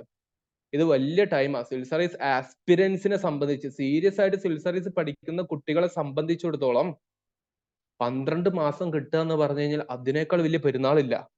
ഇൻ ദ സെൻസ് അത് വലിയ ഗ്ലോറിഫൈഡ് പീരീഡാ. സാധാരണ കുട്ടികൾക്ക് പ്രിപ്പറേഷൻ നടത്തുന്ന സമയത്ത് ഒരു 5-6 മാസം മുമ്പേ ആരംഭിക്കാം. എന്നിട്ട് അവർ പഠിക്കുമ്പോൾ അയ്യോ സമയം മതിയാകുന്നില്ലല്ലോ, ഒന്നുകൂടെ നേരത്തെ തുടങ്ങിയാൽ മതിയായിരുന്നല്ലോ, ഇങ്ങനത്തെ ഒരുപാട് ആശങ്കകൾ അവർ പങ്കുവെക്കാറുണ്ട്. അപ്പൊ നിങ്ങൾക്ക് 2025-ലോ 26-ലോ എക്സാമിനേഷൻ എഴുതാൻ പോകുന്ന ആൾക്കാരാണെങ്കിൽ guys, this is A golden opportunity എന്നുള്ളത് മനസ്സിലാക്കിയിട്ട് ഞാൻ നിങ്ങളുടെ മുമ്പിൽ ഈ പ്രസന്റേഷൻ കൊണ്ടുപോവാണ്. അപ്പൊ ഒരു 1 ഇയർ നീണ്ടു നിൽക്കുന്ന ഒരു സൈക്കിൾ ഓഫ് എക്സാമിനേഷൻ ആണ് prelims, mains and personality test എന്നുള്ള കാര്യം ഒന്ന് അറിഞ്ഞിരിക്കുക. ഇനി നമ്മൾ അതിന്റെ ഭാഗമായിട്ട് ചെയ്യാൻ ഉദ്ദേശിക്കുന്നത്, സാധാരണ രീതിയിൽ ഒരു ആസ്പിരന്റ് എന്ത് ചെയ്യുന്നു, നിങ്ങൾ ഇന്നത്തെ സെഷനിൽ പങ്കെടുക്കുന്നില്ല എന്ന് വിചാരിക്കാം, നിങ്ങൾ സാധാരണ രീതിയിൽ എന്ത് ചെയ്യാൻ വേണ്ടി പോകുന്നുള്ള കാര്യം ഞാൻ ജസ്റ്റ് ഒന്ന് പറഞ്ഞുതരാം. ഞാൻ കണ്ടിട്ടുണ്ട്, ഞാൻ പറഞ്ഞില്ലേ 6 വർഷമായിട്ട് ഞാൻ പഠിപ്പിച്ചുകൊണ്ടിരിക്കുകയാണ്. ആൻഡ് ഈവൻ ഞാൻ, ഗംഗ പോലെയുള്ള ആൾക്കാരൊക്കെ ഞങ്ങൾ ഒരുമിച്ച് സിവിൽ സർവീസിന് ട്രിവാൻഡ്രത്ത് പ്രിപ്പറേഷൻ നടത്തിയിട്ടുള്ള ആൾക്കാർ കൂടിയാണ്. ഇപ്പൊ ഞങ്ങൾ പല സ്ഥലത്തായിട്ട് പഠിപ്പിക്കുന്നു എന്നുള്ളത് മറ്റൊരു കാര്യം. ഓക്കെ, സോ അതിന്റെ ഭാഗമായിട്ട് ഒരു ആസ്പിരന്റിന് എന്ത് സംഭവിക്കും എന്നുള്ളത് സിംപ്ലി പറഞ്ഞുതരാം. ഇതിൽ ഒരുപാട് ഞങ്ങളുടെ അനുഭവങ്ങളുണ്ട്, സാധാരണ കണ്ടുവരുന്ന കാര്യങ്ങളുണ്ട്, റീസെന്റ് കുട്ടികൾ ചെയ്തുകൊണ്ടിരിക്കുന്ന പല കാര്യങ്ങളുണ്ട്. അപ്പൊ അത് നിങ്ങൾ ഓരോരുത്തരും ഇങ്ങനെയാണോ ചെയ്യാൻ സാധ്യതയുള്ളത് എന്ന് മനസ്സിലാക്കി വെക്കുക. ഓക്കെ, അതിനെ കുറിച്ചാണ് പറയുന്നത്, സാധാരണ രീതിയിൽ ചെയ്യുന്നത്. അപ്പൊ നിങ്ങളാണത് ഒരു ആസ്പിരന്റ്. നിങ്ങൾ എന്ത് ചെയ്യും, നിങ്ങളുടെ ഗ്രാജുവേഷൻ കഴിയും. ഇവിടെ മുതൽ കൃത്യമായിട്ട് മനസ്സിലാക്കി വെക്കുക. ഞാൻ കുറച്ച്, നിങ്ങൾ ചിലപ്പോൾ നിങ്ങൾക്ക് ഉൾക്കൊള്ളാൻ പറ്റാത്ത ചില കാര്യങ്ങൾ ഞാൻ പറയും. നമ്മൾ അനുഭവിക്കാത്ത കഥകൾ നമുക്ക് കെട്ടുകഥകളാണെന്ന് പറയുന്നത് പോലെയുള്ള ചില കഥകൾ ഞാൻ പറയും. അപ്പൊ ഒന്ന് മനസ്സിലാക്കി വെക്കുക. നിങ്ങൾ ഗ്രാജുവേഷൻ കംപ്ലീറ്റ് ചെയ്തു, അത് ഒരു പക്ഷെ എന്താകാം, ഡിഗ്രി ആകാം അല്ലെങ്കിൽ PG ആകാം. ഇത് കംപ്ലീറ്റ് ആയിട്ട് നിങ്ങൾക്ക് ഫുൾ ടൈം പ്രിപ്പറേഷനിലോട്ട് ഇറങ്ങാൻ പറ്റുള്ളൂ. Why? This is the basic qualification. 21 വയസ്സും അതുപോലെ any degree recognised by UGC recognise ചെയ്തിട്ടുള്ള ഏതെങ്കിലും ഒരു ഡിഗ്രി, ഇതാണ് UPSCയുടെ ഏറ്റവും മിനിമം യോഗ്യത എന്ന് പറയുന്നത്. അത് കഴിഞ്ഞിട്ട് നിങ്ങൾ നേരെ എന്ത് ചെയ്യും, ഒരു പക്ഷെ ഡിഗ്രി കഴിഞ്ഞിട്ട് എന്തായാലും ഇപ്രാവശ്യം കീഴടക്കണം, ഞാൻ എന്തായാലും എന്റെ ലക്ഷ്യം ഇതാണ് എന്ന് നമ്മുടെ മനസ്സിലൊരു തോട്ട് ഉണ്ടാവും. അല്ലെങ്കിൽ PG കൂടെ കഴിഞ്ഞിട്ട് ചെയ്യാം, അപ്പോഴേക്കും നമുക്ക് അത്യാവശ്യം നമ്മുടെ സബ്ജക്റ്റിൽ നോളജ് ഉണ്ടാവും, അത്യാവശ്യം കാര്യങ്ങൾ നമുക്ക് മനസ്സിലാക്കാനുള്ള പ്രാപ്തി ഉണ്ടാകും എന്ന് തോന്നിയിട്ട് നിങ്ങൾ ഇത് കഴിഞ്ഞിട്ട് നേരിട്ട്, അതായത് നിങ്ങളിപ്പോ ഫോർ എക്സാമ്പിൾ ഇപ്പൊ നമ്മളുള്ളത് ഏപ്രിൽ മാസത്തിലാണ്, നിങ്ങൾ നേരിട്ട് ഗൂഗിൾ നോക്കുകയാണ്, best civil service institute in Kerala. Obviously ട്രിവാൻഡ്രത്തുള്ള ഒരുപാട് വലിയ വലിയ കോച്ചിങ് ഇൻഡസ്ട്രീസിന്റെ പേരുകൾ നിങ്ങൾക്ക് കാണാൻ പറ്റും. ഒരുപാട് ഇൻസ്റ്റിറ്റ്യൂഷൻസിന്റെ പേര് നിങ്ങൾ ഗൂഗിൾ നോക്കുന്ന സമയത്ത് കാണാൻ പറ്റും, അല്ലെങ്കിൽ പത്രങ്ങൾ കാണാൻ വേണ്ടി പറ്റും, പല പരസ്യങ്ങളായിട്ട് നിങ്ങൾ ഇൻസ്റ്റാഗ്രാം ഉപയോഗിക്കുന്നവരാണെങ്കിൽ അവിടെയൊക്കെ കാണാൻ പറ്റും. അപ്പൊ നിങ്ങൾ എന്ത് ചെയ്തു, ഒന്ന് ചൂസ് ചെയ്തു. അപ്പൊ അവർ പറയും ഞങ്ങൾ ആനയെ തരാം എന്നൊക്കെ അവർ പറയും. അപ്പൊ നിങ്ങൾ ഓക്കെ, വലിയ ആനയാണ് ചെറിയ, അതൊന്നും കുഴപ്പമില്ല, ഏതെങ്കിലും ആന കിട്ടിയാൽ മതി എന്നുള്ളതുകൊണ്ട് നിങ്ങൾ എന്ത് ചെയ്യും, ഒരു കോച്ചിങ് സെന്ററിലോട്ട് പോയി അങ്ങ് ജോയിൻ ചെയ്യുന്നു. നിങ്ങൾ ജോയിൻ ചെയ്യുന്ന സമയത്ത് നിങ്ങൾക്ക് ഒരു ഐഡിയ ഉണ്ടാവില്ല. അവരെ സംബന്ധിച്ചിടത്തോളം ഒരു അഡ്മിഷൻ എടുക്കുന്നു എന്നുള്ളതാണ്. ഓക്കെ, അപ്പൊ അവർ അഡ്മിഷൻ എടുക്കുന്ന ഒരു കുട്ടി വരുന്നു അവരുടെ കോഴ്സ് പഠിക്കാൻ വേണ്ടി. അപ്പൊ അവർ കോമൺ ആക്കിയിട്ട് എല്ലാവർക്കും കൊടുക്കുന്ന ചില കാര്യങ്ങളുണ്ട്. പക്ഷെ നിങ്ങളെ സംബന്ധിച്ചിടത്തോളം നിങ്ങളുടെ ബാക്ക്ഗ്രൗണ്ട് അല്ലെങ്കിൽ നിങ്ങളെ കുറിച്ച് നിങ്ങൾക്ക് ഏറ്റവും നന്നായിട്ട് അറിയുള്ളൂ. അതൊരു ഇൻസ്റ്റിറ്റ്യൂഷനും നിങ്ങൾ ആരാ എന്താന്ന് പോലും വൃത്തിക്ക് അവർ അന്വേഷിക്കുന്ന പരിപാടികൾ പൊതുവെ കുറവാണ്. അതുകൊണ്ട് തന്നെ അവിടെ സംഭവിക്കാൻ വേണ്ടി പോകുന്നത്, അവർക്ക് ആർക്കും നിങ്ങളുടെ ബാക്ക്ഗ്രൗണ്ട് അറിഞ്ഞോണമെന്നില്ല. അപ്പൊ നിങ്ങൾ അച്ഛാ അമ്മേ ഞാനിത് സിവിൽ സർവീസ് പഠിക്കാൻ വേണ്ടി പോകുന്നു, നാട്ടുകാരൊക്കെ അറിഞ്ഞു എന്നിട്ട് നിങ്ങൾ പഠിക്കാൻ വേണ്ടി പോകുന്ന സമയത്ത് ദയവ് ചെയ്ത് നിങ്ങൾ പ്രിപ്പയർ ചെയ്യുന്നുണ്ടെങ്കിൽ കൂടുതൽ ആൾക്കാരെ അറിയിക്കാതിരിക്കുന്നതാണ് ഏറ്റവും നല്ലത്. പ്രിയപ്പെട്ട രക്ഷിതാവെ, മക്കളെ അങ്ങനെ പഠിക്കുന്നുണ്ടെങ്കിൽ നാട്ടുകാരോട് പറയാൻ നിൽക്കരുത്. അത് പിന്നീട് വലിയൊരു തലവേദനയായിട്ട് മാറും. എന്തായി എന്റെ മോൻ പോയിട്ട്, എന്തായി എന്റെ മോള് പോയിട്ട് എന്നുള്ളത് നാട്ടുകാരുടെ അടുത്തൊന്നും കുടുംബക്കാരുടെ നിന്ന് എന്താ സീതയെ മോള് പോയിട്ട് എന്തെങ്കിലും ആയോ? ആവില്ലല്ലോ, അത് അവക്ക് പറഞ്ഞിട്ടുള്ളതല്ല. ഇങ്ങനത്തെ ഒരുപാട് കുറ്റങ്ങളും ഗുണങ്ങളും ദോഷങ്ങളൊക്കെ നമ്മൾ കേൾക്കേണ്ടി വരും. So don't stand for that. നിങ്ങൾ ആരെയും അറിയിക്കാനാകരുത്. നിങ്ങളുടെ പ്രിപ്പറേഷൻ എന്ന് പറയുന്നത് നിങ്ങൾ ഏറ്റവും സിമ്പിൾ ആയിട്ട്, നിങ്ങൾ ജെന്യുവിൻ ആയിട്ട്, ഡോണ്ട് ചീറ്റ് യുവർ സെൽഫ്. നിങ്ങൾ ആ 12th ഫെയിൽ സിനിമ കണ്ടവർക്ക് അത് കൃത്യമായിട്ട് മനസ്സിലാവുന്ന ഒരു കാര്യം. നിങ്ങൾ ചീറ്റ് ചെയ്യാൻ നിൽക്കണ്ട. വളരെ ആത്മാർത്ഥപരമായിട്ട് നിങ്ങൾ എന്ത് ചെയ്യുക, നിങ്ങളുടെ പ്രിപ്പറേഷനും കാര്യങ്ങളും ഫോക്കസ് ചെയ്തിട്ട് പോവുക. നിങ്ങൾ എങ്ങനെ പോയി കഴിഞ്ഞാലും നിങ്ങൾക്കൊരു പ്രീ ഗൈഡൻസ് ഇല്ല എങ്കിൽ സംഭവിക്കുന്ന കാര്യങ്ങളാണ് പറയുന്നത്. ഇത് ഞങ്ങൾക്കൊക്കെ സംഭവിച്ചിട്ടുണ്ടായിരുന്ന പല കാര്യങ്ങൾ കൂടിയാണ്. നിങ്ങൾ ആദ്യം തന്നെ പോകുന്ന സമയത്ത് നിങ്ങൾ ഇതുവരെ കേൾക്കാത്ത ചില സബ്ജക്റ്റുകൾ നിങ്ങൾ കേൾക്കും. നമുക്കറിയാം സർ ഹിസ്റ്ററിയും ജോഗ്രഫിയൊക്കെ തന്നെയല്ലേ, അതല്ലാതെ മെയിൻസിന്റെ കുറച്ച് സബ്ജക്റ്റുകൾ കൂടെ കയറി വരും. Internal security, disaster management, then governance, then എത്തിക്സിലെ കുറച്ച് കാര്യങ്ങൾ വരുന്ന സമയത്ത് ഞാൻ ആദ്യമായിട്ട് ക്ലാസ് കയറിയ സമയത്ത് എനിക്ക് ഇപ്പോഴും ഓർമ്മയുണ്ട്. സോ അന്ന് ഞാൻ കേട്ടിട്ടുണ്ടായിരുന്ന ഒരു വാക്ക് എന്ന് പറയുന്നത് ഇമോഷണൽ ഇന്റലിജൻസ് എന്ന് പറയുന്ന ഒരു കോൺസെപ്റ്റിനെ കുറിച്ച് ആന്ധ്രാപ്രദേശുകാരിയായിട്ടുള്ള ടീച്ചർ ഇങ്ങനെ ലെക്ചർ എടുക്കുന്നതാണ്. ഞാൻ അന്ന് തന്നെ ആകെ ബോധം പോയ ഒരു അവസ്ഥയായിരുന്നു എനിക്കുണ്ടായിരുന്നത്. എന്റെ ഗ്രാജുവേഷൻ കഴിഞ്ഞ ഉടനെയുള്ള സമയത്തുള്ള കഥയാണ് ഞാൻ പറയുന്നത്. അപ്പൊ നമ്മൾ ഒരുപാട് സബ്ജക്റ്റുകൾ കേൾക്കും, അന്തം വിടും. ഒരുപാട് ക്ലാസ്സസുകൾ കേൾക്കും. പിന്നെ അതിനൊക്കെ പുറമെ നമുക്ക് കൺഫ്യൂഷൻ ഉണ്ടാകും. കാരണം ആരും നമുക്കൊരു പ്രീ ഗൈഡൻസ് തന്നിട്ടുണ്ടാവില്ല. എങ്ങനെയായിരിക്കണം നിങ്ങൾ പഠിക്കേണ്ടത് എന്നുള്ളത്. അത് പഠിക്കാത്തടത്തോളം കാലം നമ്മൾ എത്ര ബുക്ക് എടുത്ത് പഠിച്ചിട്ടും കാര്യമില്ല, എത്ര ക്ലാസ്സിൽ ഇരുന്നിട്ടും കാര്യമില്ല. We should know something that നമുക്ക് കൃത്യമാക്കപ്പെട്ടുള്ള ഒരു സിലബസ് ഉണ്ട് എന്നുള്ളതും ആ സിലബസിന് എക്സ്പീരിയൻസ്ഡ് ആയിട്ടുള്ള ആൾക്കാർ നമുക്ക് ഗൈഡൻസ് തരാൻ നിൽക്കുകയാണെങ്കിൽ, അല്ലെങ്കിൽ എക്സ്പീരിയൻസ്ഡ് ആയിട്ടുള്ള ആൾക്കാർ നമുക്ക് കൃത്യമായിട്ട് ഗൈഡൻസ് തരുന്നുണ്ടെങ്കിൽ മാത്രമേ നമുക്ക് തീർച്ചയായിട്ടും എന്ത് ചെയ്യാൻ പറ്റുള്ളൂ, നമുക്ക് നമ്മുടെ പ്രിപ്പറേഷൻ വളരെ നല്ല രീതിയിൽ മുന്നോട്ട് കൊണ്ടുപോകാൻ പറ്റുള്ളൂ. ഇല്ലെങ്കിൽ സംഭവിക്കുന്ന അടുത്തൊരു കാര്യമാണ് നമുക്ക് ടൈം മതിയാകാതെ വരും. സിവിൽ സർവീസ് ഉദ്യോഗസ്ഥരെ സംബന്ധിച്ചിടത്തോളം അല്ലെങ്കിൽ ആസ്പിറൻസിനെ സംബന്ധിച്ചിടത്തോളം അവർക്കും 24 hours ആണ്. വീട്ടിൽ വെറുതെ ഇരിക്കുന്ന നമുക്കും 24 hours ആണ്. പക്ഷെ അവരുടെ 24 hours ഭയങ്കര കഷ്ടപ്പാടുകൾ നിറഞ്ഞതാ. അതുകൊണ്ടൊക്കെ തന്നെയാണ് ഇന്ത്യയിലെ ഏറ്റവും വലിയ കോമ്പറ്റേറ്റീവ് എക്സാമിനേഷൻ എന്ന് പറഞ്ഞൊരു വാക്ക് സിവിൽ സർവീസിന് വേണ്ടി കൊടുക്കുന്നതും. അതിന്റെ പ്രധാനപ്പെട്ട റീസൺ എന്താണെന്ന് വെച്ച് കഴിഞ്ഞാല് സിവിൽ സർവീസ് ഉദ്യോഗസ്ഥൻ അല്ലെങ്കിൽ ആസ്പിരന്റ് പുള്ളിക്കാരൻ രാവിലെ മിനിമം ഒരു 5:30-6 മണിയാകുമ്പോൾ എണീക്കും. എന്നിട്ട് ആദ്യം നോക്കുക അന്നത്തെ ന്യൂസ് പേപ്പറാ, ഹിന്ദു എവിടെയെന്ന് ചോദിച്ചിട്ട് ഹിന്ദു ന്യൂസ് പേപ്പർ ഇതൊന്ന് വായിച്ച് ട്രാക്കിലാക്കി തുടങ്ങുമായിരിക്കും. ഇപ്പൊ പലപ്പോഴും നിങ്ങൾക്ക് തന്നെ ജസ്റ്റ് ടെൽ മീ ഗായ്സ്, നിങ്ങൾക്ക് എത്ര പേർക്ക് ഇംഗ്ലീഷ് അത്ര എനിക്ക് വശമില്ല എന്ന് തോന്നുന്നവർ എത്ര പേരുണ്ട്? ഒന്ന് ചാറ്റ് ചെയ്തേ, ജസ്റ്റ് ചാറ്റ് മീ. ഞങ്ങൾക്ക് കുറച്ച് ടിപ്പുകൾ കൂടെ പറഞ്ഞു തരാൻ വേണ്ടിയാ. It's all about a good learning process. ഏത് ഇൻസ്റ്റിറ്റ്യൂഷനിൽ ഞാൻ പഠിപ്പിക്കാൻ പോകുന്ന സമയത്തും കാണുന്ന പ്രധാനപ്പെട്ട ഒരു കംപ്ലൈന്റാ. Good number of students. ഇത് മാറ്റിയെടുക്കണം തോന്നുന്നവര് give me an yes reply. English ഭാഷ എന്ന് പറയുന്നത് is a language, I should change this one, I should improve this one എന്ന് തോന്നുന്നവരൊന്ന് യെസ് പറഞ്ഞേ. Fine, very good, definitely guys. ആ ഒരു ആത്മവിശ്വാസം അല്ലെങ്കിൽ ആ ഒരു ഡെഡിക്കേഷൻ നമുക്കുണ്ടോ? അങ്ങനെ പറ്റുന്ന ഒരു എക്സാമിനേഷൻ ആണ് സിവിൽ സർവീസ് പരീക്ഷ എന്നുള്ളത്. ഓക്കെ, ഇവിടെ നിങ്ങൾ ടൈം ഇഷ്യൂ പറയാൻ കാരണം രാവിലെ ഞാൻ 6 മണിക്ക് ഹിന്ദു പത്രത്തിന് വേണ്ടി കാത്തിരിക്കും, ഇംഗ്ലീഷ് പത്രം. കാരണം എല്ലാവരും പറഞ്ഞിട്ടുണ്ട് ഇംഗ്ലീഷ് പത്രം വായിക്കണം എന്നുള്ളത്. പക്ഷെ എന്തിനാണ് അത് വായിക്കുന്നത് എന്നുള്ള ആരും കൃത്യമായിട്ട് പറഞ്ഞു തന്നിട്ടുണ്ടാവില്ല. അല്ലെങ്കിൽ അത് വായിച്ചിട്ട് എന്ത് ചെയ്യണമെന്ന് ആരും പറഞ്ഞിട്ടുണ്ടാവില്ല. അതുകൊണ്ട് തന്നെ നമുക്ക് 2 മണിക്കൂർ അവിടെ പോകും. എന്നിട്ട് 8 മണിയാവുന്ന സമയത്ത് ഓടുന്നു കുളിക്കാൻ, ചാടുന്നു കഴിക്കാൻ, അവിടുന്ന് ഓടുന്നു വീണ്ടും ഇൻസ്റ്റിറ്റ്യൂഷനിലോട്ട്. എന്നിട്ട് ഒരു 9 മണിയാകുമ്പോൾ ക്ലാസ് തുടങ്ങുന്നു, അല്ലെങ്കിൽ 9:15 ആകുമ്പോൾ ക്ലാസ് തുടങ്ങുന്നു. അന്ന് വൈകുന്നേരം വരെ അതേ പ്രോസസ്, ഒരു 4 മണി വരെ. പിന്നെ 5 മണിക്ക് വീണ്ടും തുടങ്ങുന്നു. ഓപ്ഷണൽ എന്ന് പറയുന്ന ഒരു സബ്ജക്റ്റിന് ക്ലാസ് അടുത്ത 2 മണിക്കൂർ. വീട്ടിലെത്തുന്നു, അന്നെടുത്ത ന്യൂസ് ഫുള്ള് നോക്കാൻ നേരം കിട്ടിയിട്ടുണ്ടാവില്ല. ഈ പകൽ മുഴുവനും ക്ലാസ് കിട്ടിയത് ഫുള്ള് നോക്കാൻ നേരം കിട്ടിയിട്ടുണ്ടാവില്ല. ഓപ്ഷണൽ നോക്കാൻ നേരം കിട്ടിയിട്ടുണ്ടാവില്ല. ഒരു 11 മണി ആകുമ്പോഴെങ്കിലും നമ്മൾ ഉറങ്ങും വേണം. Everything is not possible. അങ്ങനെ ഒരു ഹെക്ടിക് ഷെഡ്യൂളിലോട്ടാണ് ഡിയർ സ്റ്റുഡൻസ് നിങ്ങളൊരു കോച്ചിങ് ഇൻഡസ്ട്രിയിലോട്ട് ആദ്യമായിട്ട് ഒന്നും അറിയാതെ നിങ്ങൾ പ്രിപ്പറേഷനിൽ കയറി ചെല്ലുന്ന സമയത്ത് നിങ്ങൾ അനുഭവിക്കാൻ വേണ്ടി പോകുന്നത്. ഇത് അനുഭവിച്ച കഥയാണ്. ആടുജീവിതത്തിന്റെ മറ്റൊരു വേർഷനാണ് സിവിൽ സർവീസുകാരുടെ ജീവിതം എന്ന് പറയുന്നത്. അത് വല്ലാത്തൊരു സംഭവമാണ്. അതിലാരും കുറ്റം പറയാറില്ല കേട്ടോ. സിവിൽ സർവീസ് കിട്ടാത്തവരെ സംബന്ധിച്ചിടത്തോളം കിട്ടാത്തതിൽ സങ്കടം ചോദിക്കുമ്പോൾ ഉണ്ട്, പക്ഷെ അത് വേസ്റ്റ് ആയോ എന്ന് ചോദിക്കും ചിലപ്പം സമയം. Never. Why you know? Because ഞാൻ ഈ പറഞ്ഞതുപോലെ സിവിൽ സർവീസ് പ്രിപ്പറേഷൻ എന്ന് പറയുന്നത് ഇറ്റ്സ് ആൻ ഓവറോൾ ഡെവലപ്മെന്റ് ആണ്. ഇവിടെ നിങ്ങൾക്ക് ഇംഗ്ലീഷ് എന്ന് പറയുന്ന ഒരു ലാംഗ്വേജിൽ ബുദ്ധിമുട്ടുണ്ട് എന്ന് പറഞ്ഞു. സിമിലർ ടു മീ, എനിക്കും ആ ഒരു പ്രശ്നം ഉണ്ടായിരുന്നു നല്ലതുപോലെ. But I changed a lot. ഇന്ന് ഞാൻ ചില വിഷയങ്ങൾ ഇംഗ്ലീഷിൽ ഓൾ ഇന്ത്യ ലെവലിൽ വരെ ക്ലാസ് എടുക്കുന്ന ആളാണ്. I had the same face. I had the same issue that you face. എനിക്ക് അങ്ങനത്തെ ഒരു പ്രശ്നം ഉണ്ടായിരുന്നു. പക്ഷെ ഞാൻ ഇന്ന് റെക്ടിഫൈ ചെയ്തു. Okay, I am still in this process of preparation and guidance. കുട്ടികളെ പഠിപ്പിക്കുന്ന ഗൈഡ് ചെയ്യുന്ന ഒരു പ്രോസസ്സിലാണ് ഞാൻ ഇന്നുള്ളത്. അപ്പൊ നമുക്കത് പറ്റുന്നുണ്ട്. ഒരു ഇംഗ്ലീഷിന്റെ ഒരു ഇമ്പ്രൂവ്മെന്റ് ഉണ്ട്. പണ്ട് സംസാരിക്കാൻ ബുദ്ധിമുട്ടായിരുന്നു, ഇപ്പൊ സംസാരിക്കുന്നത് മാത്രമല്ല, പറഞ്ഞ പോലെ ക്ലാസ്സുകൾ എടുക്കുന്നത് ഞാൻ.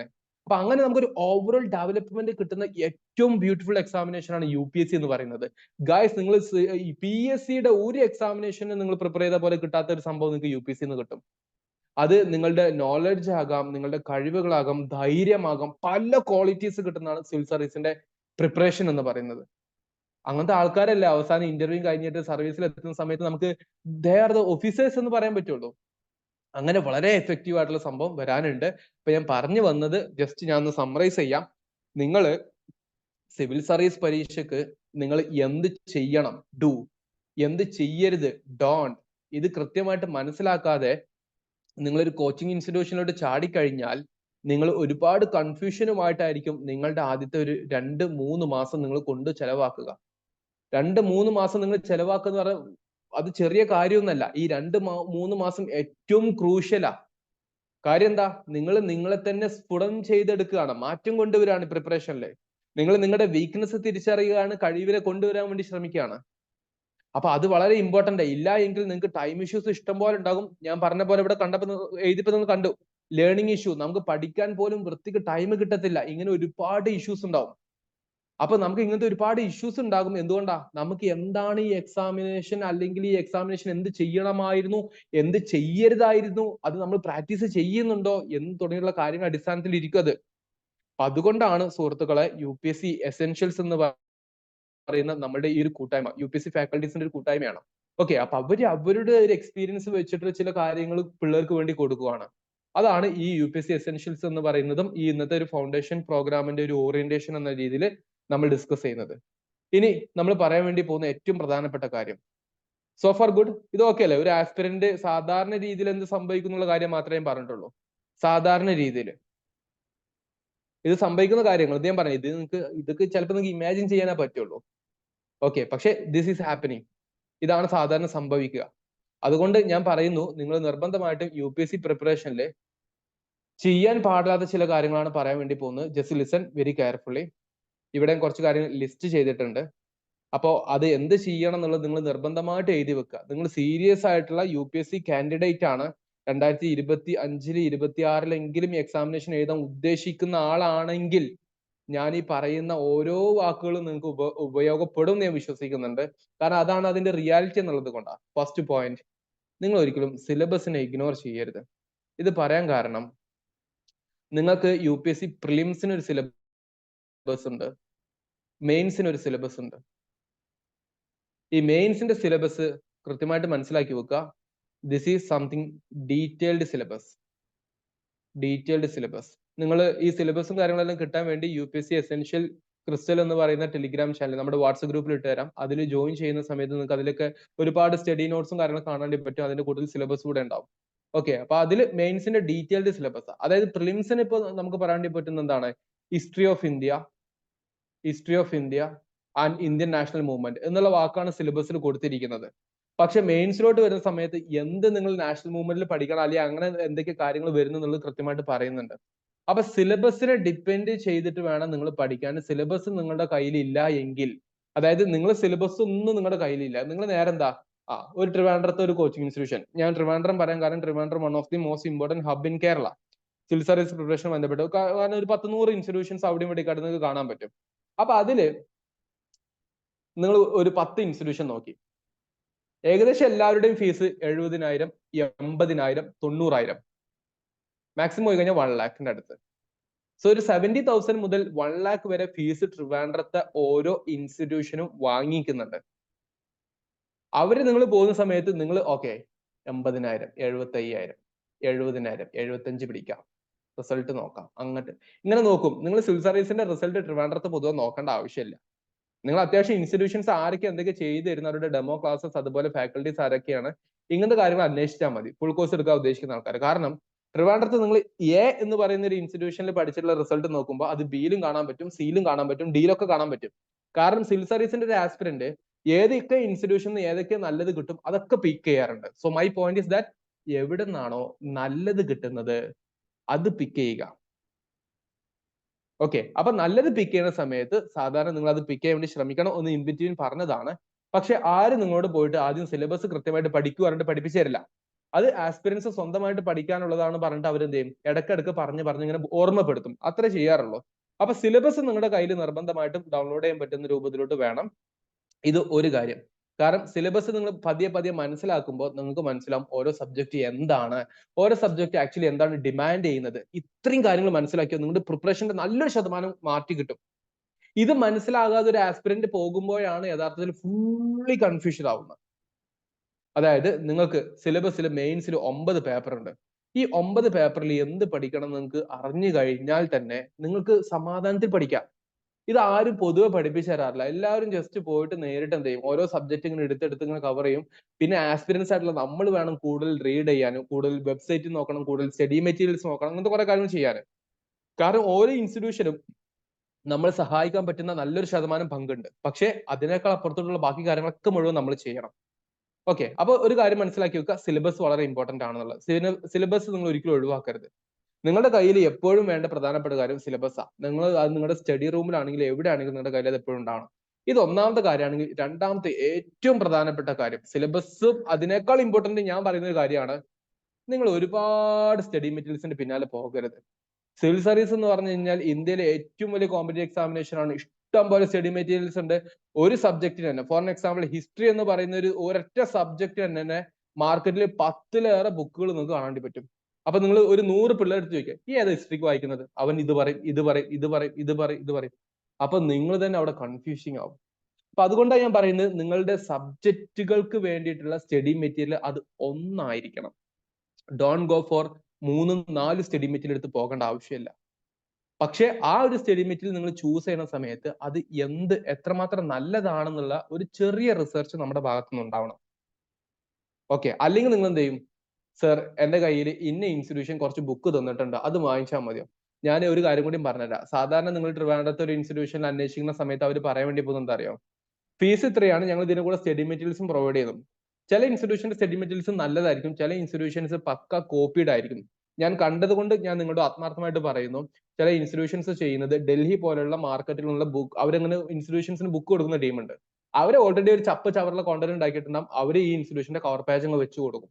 അങ്ങനെയും ഉണ്ടാകും. അപ്പൊ നിങ്ങൾ അത് ക്വാളിറ്റിയിൽ ചെക്ക് ചെയ്യാൻ വേണ്ടി പഠിക്കുക.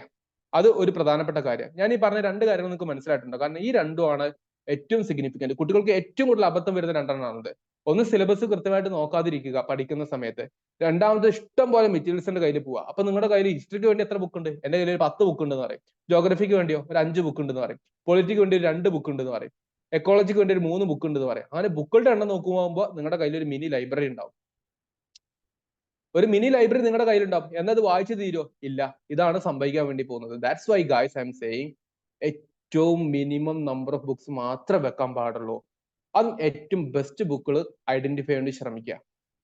ഇതാണ് എനിക്ക് പറയാനുള്ളത്. ഈ 2 പോയിന്റ് നിങ്ങൾക്ക് മനസ്സിലായിട്ടുണ്ടെങ്കിൽ give me a thumbs up or yes so that I can continue.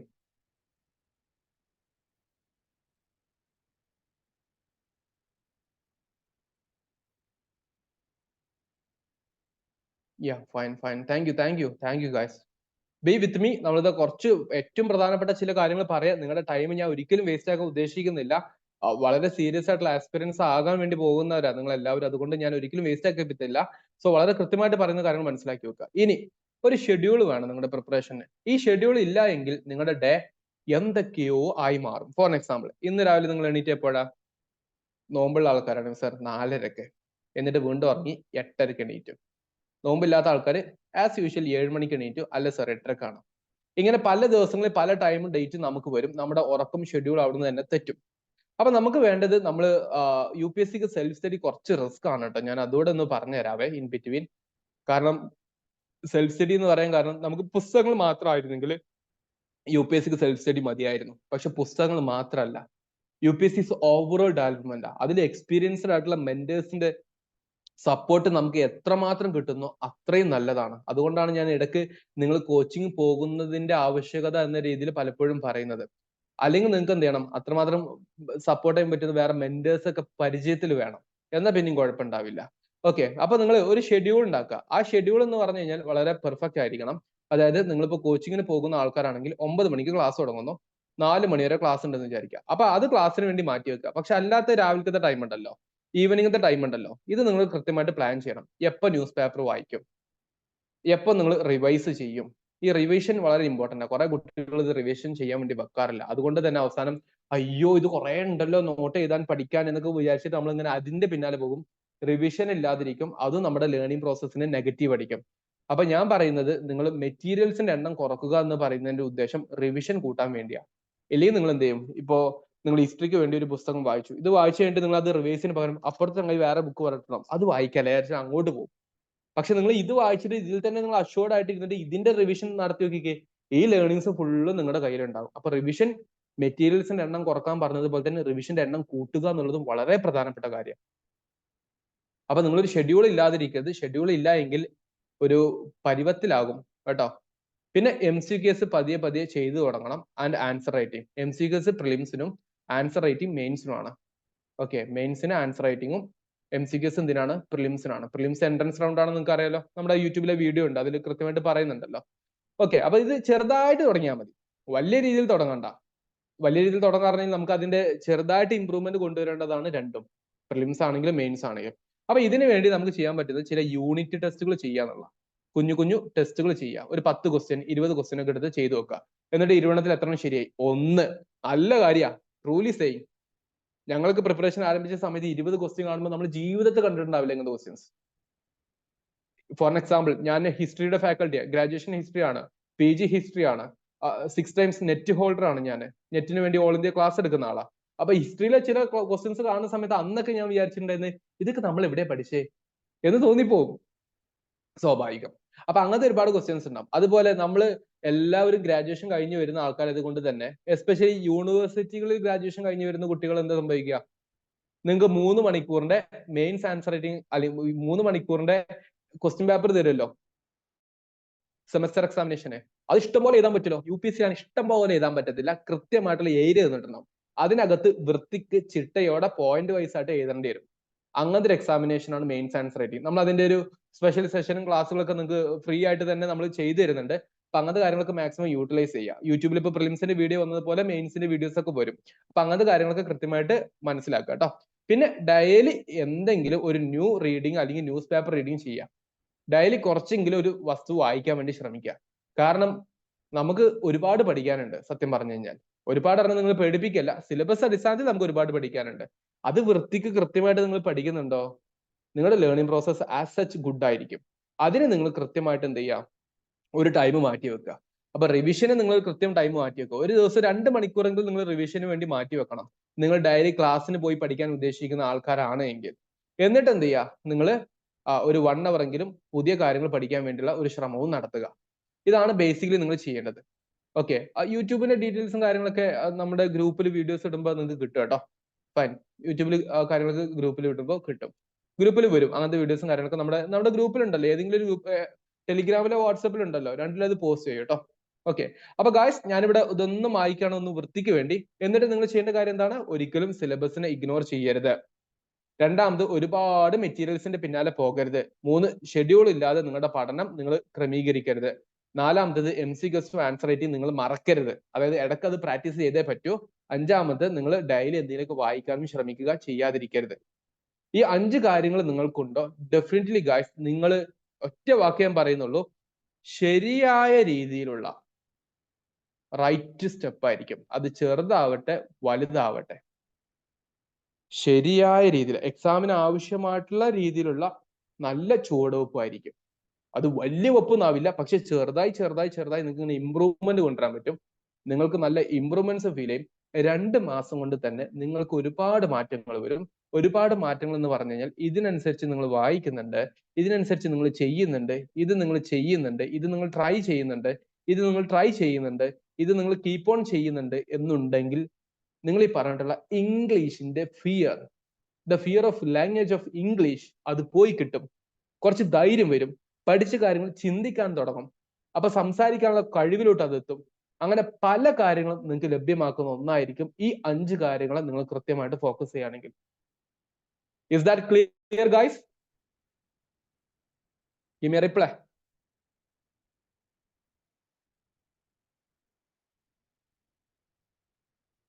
Fine. നിങ്ങൾക്ക് ഞാൻ പറഞ്ഞ കൃത്യമായിട്ട് മനസ്സിലാവുന്നുണ്ടല്ലോ അല്ലേ? Yeah, good. Fine. ഇനി നമ്മൾ പറയാൻ വേണ്ടി പോകുന്ന ചില കാര്യങ്ങളാണ് ഡൂസ്. നിങ്ങൾ എന്തൊക്കെ ചെയ്യണം എന്ന് പറയുന്ന കാര്യമാണ് പറയാൻ പോകുന്നത്. Just listen carefully. ഡൂസ്. ഒന്ന് പറഞ്ഞ പോലെ ആ ഷെഡ്യൂളിന്റെ കാര്യം പറഞ്ഞല്ലോ. അപ്പൊ നിങ്ങൾ ആദ്യം ചെയ്യേണ്ടത്, നിങ്ങൾ ചെയ്യേണ്ടത് ഇന്നത്തെ സെഷൻ കഴിഞ്ഞ ശേഷം നിങ്ങൾ ഇപ്പൊ എന്ത് ചെയ്യുന്നു എന്ന് കൃത്യമായിട്ട് പറഞ്ഞു കഴിഞ്ഞാൽ എനിക്കറിയത്തില്ല, നിങ്ങൾക്ക് ഓരോരുത്തർക്കും അറിയത്തുള്ളൂ. പക്ഷെ നിങ്ങൾ എന്താണെങ്കിലും നിങ്ങൾ ഒരു പ്രോപ്പർ സ്റ്റഡി പ്ലാൻ ഉണ്ടാക്കുക.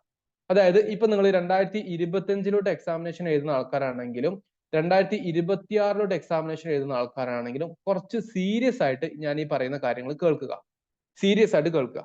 എന്നിട്ട് 25-26 ഒരു പക്ഷേ ഏപ്രിൽ മാസം നിങ്ങൾ കുറച്ച് ടൈറ്റ് ആയിരിക്കാം, മെയ്യിൽ ഫ്രീ ആയിരിക്കാം, ജൂണിൽ ഫ്രീ ആയിരിക്കാം, അങ്ങനത്തെ ഒരു സാഹചര്യം ഉണ്ടായിരിക്കാം. അപ്പൊ നിങ്ങൾ എന്ത് ചെയ്യുക, ഡെയിലി നിങ്ങൾ ഏറ്റവും ചുരുങ്ങിയത് ഒരു 3 to 4 hours എങ്കിലും പഠിക്കാൻ പറ്റുന്ന രൂപത്തിലോട്ട്, അതായത് ഈ 3-4 മണിക്കൂർ നിങ്ങൾ UPSCക്ക് വേണ്ടി പ്രിപ്പറേഷന് വേണ്ടി മാറ്റി വെക്കുക. ഇത് വേറെ ആരും അറിയണ്ട. വീട്ടുകാർ അറിയുകയാണെങ്കിൽ അറിഞ്ഞോട്ടെ, അറിയിക്കണം എന്നൊരു നിർബന്ധമില്ല. ഓക്കെ, പക്ഷെ നാട്ടുകാരെന്തായാലും അറിയണ്ട, അയൽവക്കക്കാരും അറിയണ്ട.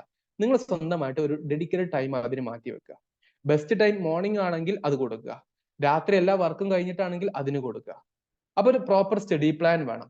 പ്രോപ്പർ സ്റ്റഡി പ്ലാൻ എന്ന് പറഞ്ഞു കഴിഞ്ഞാൽ അത് സമയം മാറ്റി വെക്കൽ മാത്രമല്ല, എന്ത് പഠിക്കണം എന്നുള്ളത് തിരിച്ചറിയും കൂടെ വേണം. അവിടെ ഞാൻ പറഞ്ഞത് ഗൈഡൻസിന്റെ, മെന്റർഷിപ്പിന്റെ അല്ലെങ്കിൽ കോച്ചിങ്ങിന്റെ ആവശ്യകത ഉണ്ടെന്ന് പറയുന്നത് അതുകൊണ്ടാണ്. എന്ത് പഠിക്കണം നമ്മൾ അറിയണമല്ലോ.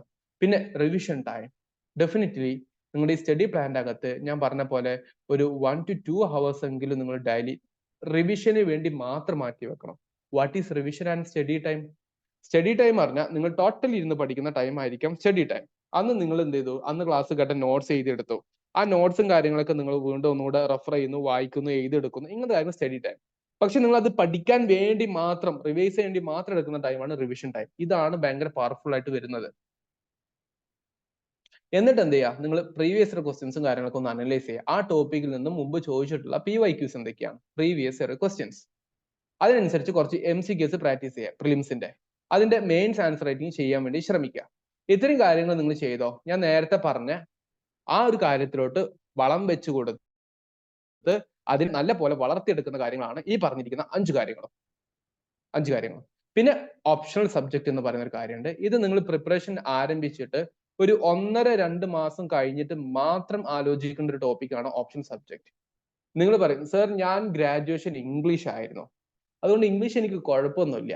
ഇംഗ്ലീഷ് നിങ്ങളോട് പോയിട്ടേ നമ്മൾ തല്ലിപ്പൊളി ഇംഗ്ലീഷ് കൂട്ടി എഴുതാനല്ല ചോദിക്കുക, ഇംഗ്ലീഷ് ലിറ്ററേച്ചറാ ചോദിക്കുക. അതേപോലെ മലയാളം ആണെങ്കിൽ 22 പുസ്തകങ്ങളിലൂടെ ലിറ്ററേച്ചർ പഠിക്കാനുണ്ട്. ഹിസ്റ്ററി ആണെങ്കിൽ ഇന്ത്യൻ ഹിസ്റ്ററിയും വേൾഡ് ഹിസ്റ്ററിയും പഠിക്കാനുണ്ട്. അപ്പൊ അങ്ങനെ ഓരോ സബ്ജക്റ്റും നമ്മൾ മെയിൻസിൽ എഴുതുന്ന ടോപ്പിക്കിനാണ് ഓപ്ഷണൽ സബ്ജക്ട് എന്ന് പറയുക. അതായത് മെയിൻസിൽ നമുക്ക് 9 പേപ്പേഴ്സ് ഉണ്ട്, റൈറ്റ്? അതിൽ 7 എല്ലാവർക്കും കോമണാ, ദിസ് ഈസ് കോമൺ. എന്നാൽ 2 പേപ്പർ ഓപ്ഷണൽ എന്ന് പറയുന്ന പേപ്പറുകളാ. അത് നമുക്ക് ചൂസ് ചെയ്യാം എന്നുള്ളത് കൊണ്ടാണ് ഓപ്ഷണൽ ആക്കി വെച്ചത്. അല്ലാതെ വേണമെങ്കിൽ എടുക്കണ്ട എന്നല്ല, എന്തായാലും നമ്മൾ എടുക്കണം. നിനക്ക് ഏതാ വേണ്ടത്? ഞാൻ എടുത്തത് ഹിസ്റ്ററി ഓപ്ഷനിലാ. എൻ്റെ അടുത്ത് ഹിസ്റ്ററി ഓപ്ഷനിൽ പിള്ളേർ പഠിച്ചിട്ടുണ്ടായിരുന്നു. അതിൽ 2 ആൾക്കാർ മെയിൻസ് എഴുതി, ഒരാൾ ഇന്റർവ്യൂവിലെത്തി.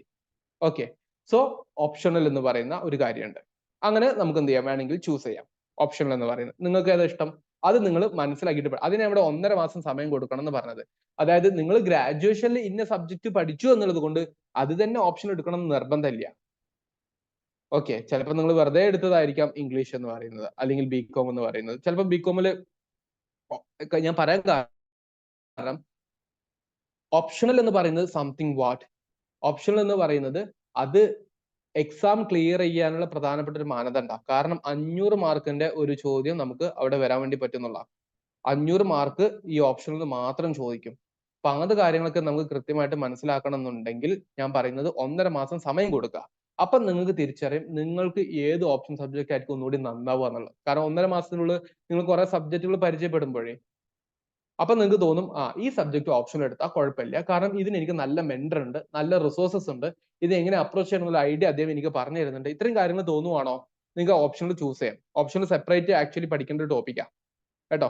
പിന്നെ ഈ ഓപ്ഷൻ സബ്ജക്റ്റും പഠിച്ചു തുടങ്ങാം പതിയെ 1.5 മാസത്തിന് ശേഷം. നിങ്ങൾ ആദ്യമായിട്ട് പ്രിപ്പറേഷൻ തുടങ്ങുകയാണെങ്കിൽ ഒരു ജൂൺ മുതൽ തുടങ്ങിയാൽ മതി. Then special attention to current affairs. Current അഫേഴ്സിന് സ്പെഷ്യൽ എന്ത് ചെയ്യുക, ഒരു അറ്റൻഷൻ കൊടുക്കുക എന്നുള്ളത്.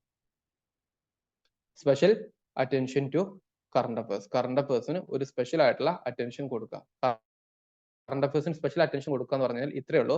നേരത്തെ പറഞ്ഞ പോലെ ഡെയിലി കുറച്ചു നേരമെങ്കിലും പത്രം വായിക്കുക. ഞാൻ പറയുന്നത് നിങ്ങൾ തുടങ്ങുമ്പോൾ ഡെയിലി 10 മിനിറ്റ് എങ്കിലും വായിക്കുക. നമ്മളോട് ആദ്യം പറഞ്ഞിട്ടുണ്ടായിരുന്നതേ നിങ്ങൾ 2 മണിക്കൂറൊക്കെ വായിക്കണം എന്നാണ് പറഞ്ഞിട്ടുണ്ടായിരുന്നത്. അപ്പൊ നമുക്ക് 2 മണിക്കൂർ എത്തിക്കാൻ വേണ്ടി നമുക്കൊരു മടുപ്പൊക്കെ ഉണ്ടാവും. പക്ഷെ അതൊന്നും വേണ്ട. നിങ്ങളൊരു 10 മിനിറ്റ് എങ്കിലും എടുത്തിട്ട് 10 മിനിറ്റ് കൊണ്ട് നിങ്ങൾ ആ ന്യൂസ് പേപ്പറിൽ എന്ത് പ്രധാനപ്പെട്ട കാര്യങ്ങൾ കാണുന്നു. ഇതൊരു കഴിവാണ് ആക്ച്വലി. ഇത് പ്രാക്ടീസ് ചെയ്തെടുക്കേണ്ട കഴിവാണ്. അപ്പൊ നിങ്ങൾ കാണും മോദിജി ജിന്ദാബാദ്, ഇലക്ഷൻ ജിന്ദാബാദ്, രാഹുൽ ഗാന്ധി ജിന്ദാബാദ്, നിങ്ങൾ കുറെ ഇലക്ഷൻ കാര്യങ്ങൾ കാണും. അതൊക്കെ നൈസായിട്ടൊക്കെ മാറ്റി വെച്ചിട്ട് നമുക്ക് അല്ലാതെ കുറച്ച് എൻവയോൺമെന്റൽ ഇഷ്യൂസ് ഉണ്ടാകും, കുറച്ച് ഇന്റേണൽ സെക്യൂരിറ്റി ഇഷ്യൂസ് ഉണ്ടാകും, ഇന്റർനാഷണൽ റിലേഷൻ കാര്യങ്ങൾ ഉണ്ടാവും. അങ്ങനത്തെ കാര്യങ്ങൾ നമ്മൾ ഫോക്കസ് കുറച്ചുകൂടെ കൂടുതൽ കൊടുക്കുക. അതെങ്ങനെ സർ തിരിച്ചറിയും? അതിനാണ് ഞാൻ പറഞ്ഞത് അത് പ്രാക്ടീസ് ആണെന്നുള്ളത്. അത് ഘട്ടം ഘട്ടമായിട്ട് ഉണ്ടാക്കിയെടുക്കേണ്ട കാര്യം കൂടിയാണ്. അപ്പൊ അങ്ങനത്തെ കാര്യങ്ങൾ കൃത്യമായിട്ട് മനസ്സിലാക്കാൻ ഒന്ന് ശ്രമിക്കുക. സോ നിങ്ങൾ ചെയ്യേണ്ട കാര്യം എന്ത് ചെയ്യുകയാണെങ്കിലും ഒരു സ്റ്റഡി പ്ലാൻ ഉണ്ടാക്കി വെക്കുക. കോമ്പറ്റേറ്റീവ് എക്സാമിനേഷൻ നിങ്ങൾ പഠിക്കുന്നതായതുകൊണ്ട് റിവിഷൻ ടൈം വളരെ ഇമ്പോർട്ടന്റ് ആണ്. PYQs അനലൈസ് ചെയ്യുക, MCQs സോൾവ് ചെയ്യുക, ആൻസർ റൈറ്റിംഗ് ചെയ്യുക. ആൻസർ റൈറ്റിംഗ് പറഞ്ഞു കഴിഞ്ഞാൽ മെയിൻസിന് ആൻസർ റൈറ്റിംഗ് ആണ്. പറഞ്ഞ പോലെ നിങ്ങൾക്ക് ഒരു ക്വസ്റ്റ്യൻ ഉണ്ടാവും, കുറച്ച് സ്ഥലം വിട്ടിട്ടുണ്ടാവും, അടുത്ത ക്വസ്റ്റ്യൻ ഉണ്ടാവും, അതിന്റെ അകത്ത് നമ്മൾ ആൻസർ ചെയ്യണം. അപ്പൊ അത് എങ്ങനെ ആൻസർ ചെയ്യണം, അത് വലിയ കഴിവാ. ഇത് നിങ്ങൾ കൃത്യമായിട്ട് പഠിച്ചോ, എസ്സേയിലൊക്കെ നിങ്ങൾക്ക് നല്ല കോമ്പറ്റീറ്റർ ആയിട്ട് മാറാൻ വേണ്ടി പറ്റും. നമ്മൾ ഈ കോളേജിലൊക്കെ പഠിക്കുന്ന സമയത്ത് അല്ലെങ്കിൽ സ്കൂളിൽ പഠിക്കുന്ന സമയത്ത് എസ്സേ കോമ്പറ്റീഷനിൽ പങ്കെടുത്തിട്ടുണ്ടാവില്ല, എന്നിട്ട് എന്തൊക്കെയോ വാരി വലിച്ച് എഴുതി. പക്ഷെ അങ്ങനല്ല, കൃത്യമായിട്ട് ഇതിന് സ്ട്രക്ചർ ഉണ്ട്. ആദ്യം ഇത്ര വലിയൊരു ഇൻട്രൊഡക്ഷൻ എഴുതണം, ആ ഇൻട്രൊഡക്ഷൻ എങ്ങനെ ആയിരിക്കണം, ബോഡി പാർട്ട് എങ്ങനെയൊക്കെ നമുക്ക് എഴുതാം, ദെൻ കൺക്ലൂഷൻ എങ്ങനെ എഴുതണം, ഇങ്ങനെയൊക്കെയുള്ള ഒരു സ്ട്രക്ചറും കാര്യങ്ങളൊക്കെ പഠിപ്പിച്ചിരുന്നത് ആൻസർ റൈറ്റിംഗ് എന്ന് പറയുന്നത്. അപ്പൊ നിങ്ങൾക്ക് സിവിൽ സർവീസ് പരീക്ഷയ്ക്ക് ഇപ്പോൾ എന്തൊക്കെയാണ് ബേസിക്കലി ഡിമാൻഡ് ചെയ്യപ്പെടുന്നത് എന്നുള്ളതിനെ കുറിച്ച് ഏകദേശം ഒരു ധാരണ കിട്ടിയോ? അതായത് ഒന്ന്, നമുക്ക് സിലബസ് ഉണ്ട്, കുറെ പഠിക്കാനുണ്ട്, കുറെ സോൾവ് ചെയ്യാനുണ്ട്, ആൻസർ റൈറ്റിംഗ് വേണം, ന്യൂസ് പേപ്പർ വായിക്കണം, ഓപ്ഷണൽ ഉണ്ട്, ഇങ്ങനത്തെ കാര്യങ്ങൾ ഉണ്ടെന്ന് നമുക്കൊരു ഐഡിയ കിട്ടിയോ? ഈ ഐഡിയ ഉണ്ടെങ്കിൽ നമ്മുടെ അടുത്തൊരു സെഷൻ മുന്നോട്ട് പോവുള്ളൂ, അടുത്ത ഘട്ടത്തിലോട്ട്.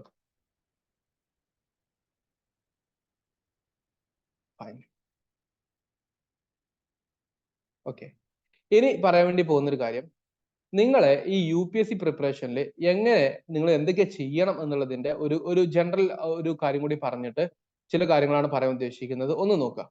നിങ്ങൾ ചെയ്യേണ്ട, നിർബന്ധമായിട്ട് ചെയ്യേണ്ട കാര്യങ്ങൾ നിങ്ങൾ ചെയ്യുമ്പോൾ മേക്ക് ഷുവർ ദാറ്റ് സിമ്പിൾ ആയിട്ട് സ്റ്റാർട്ട് ചെയ്യുക. ഫോർ എക്സാമ്പിൾ, ഇന്നത്തെ ഒരു സെഷനിൽ വേണമെങ്കിൽ നിങ്ങളെ കുറച്ചുകൂടെ കൺവിൻസ് ചെയ്യിപ്പിക്കേണ്ടി എനിക്ക് നല്ലൊരു ഷർട്ടും ഒരു കോട്ടും ടൈ ഒക്കെ വന്നിട്ട് hello guys I am Safwan, faculty of history for civil service examination for the last 6 years എന്നൊക്കെ പറഞ്ഞിട്ട് ഞാൻ നിങ്ങളോട് വലിയ രീതിയിൽ എനിക്ക് സംസാരിക്കാം. പക്ഷെ this is the climate of hot, ചൂടുള്ള സമയമാണ്. അപ്പൊ അവിടെ ഞാൻ ലോജിക്കലി സംസാരിക്കല്ലേ വേണ്ടത്. അപ്പൊ നിങ്ങൾ ചെയ്യേണ്ടത് guys, make sure that you are have your own simplified method.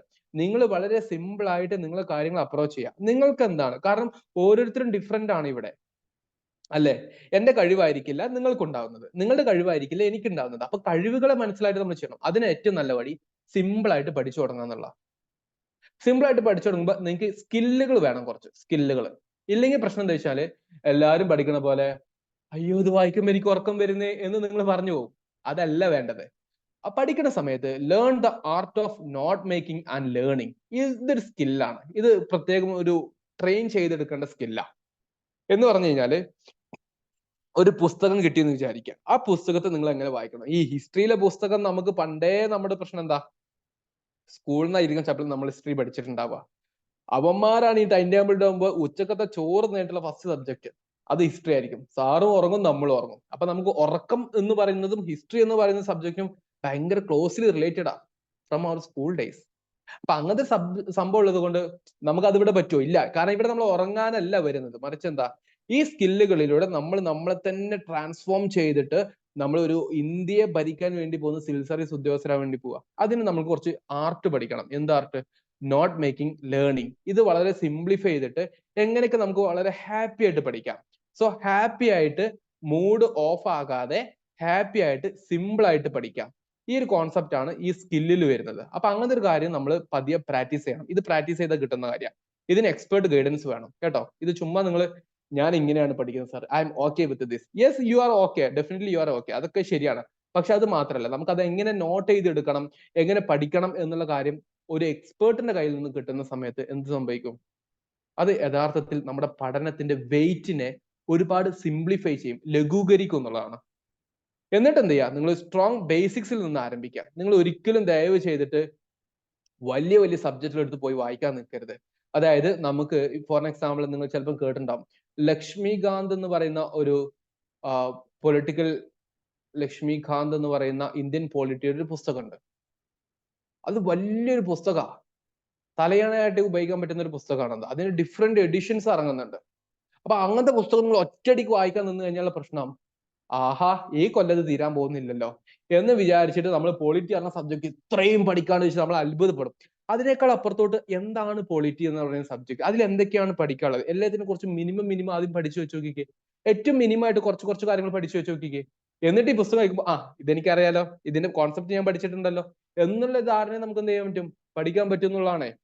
So അതുകൊണ്ടാണ് ഞാൻ പറയുന്നത്, സ്ട്രോങ് ബേസിക്സിൽ നിന്ന് മാത്രം എന്ത് ചെയ്യുക, അഡ്വാൻസ്ഡ് ലേണിംഗിലോട്ട് പോവുക. അതാവുമ്പോൾ നമുക്ക് എന്ത് ചെയ്യും, ഒരു റിവിഷൻ കഴിയുകയും അതിന്റെ കൂട്ടത്തിൽ നമ്മൾ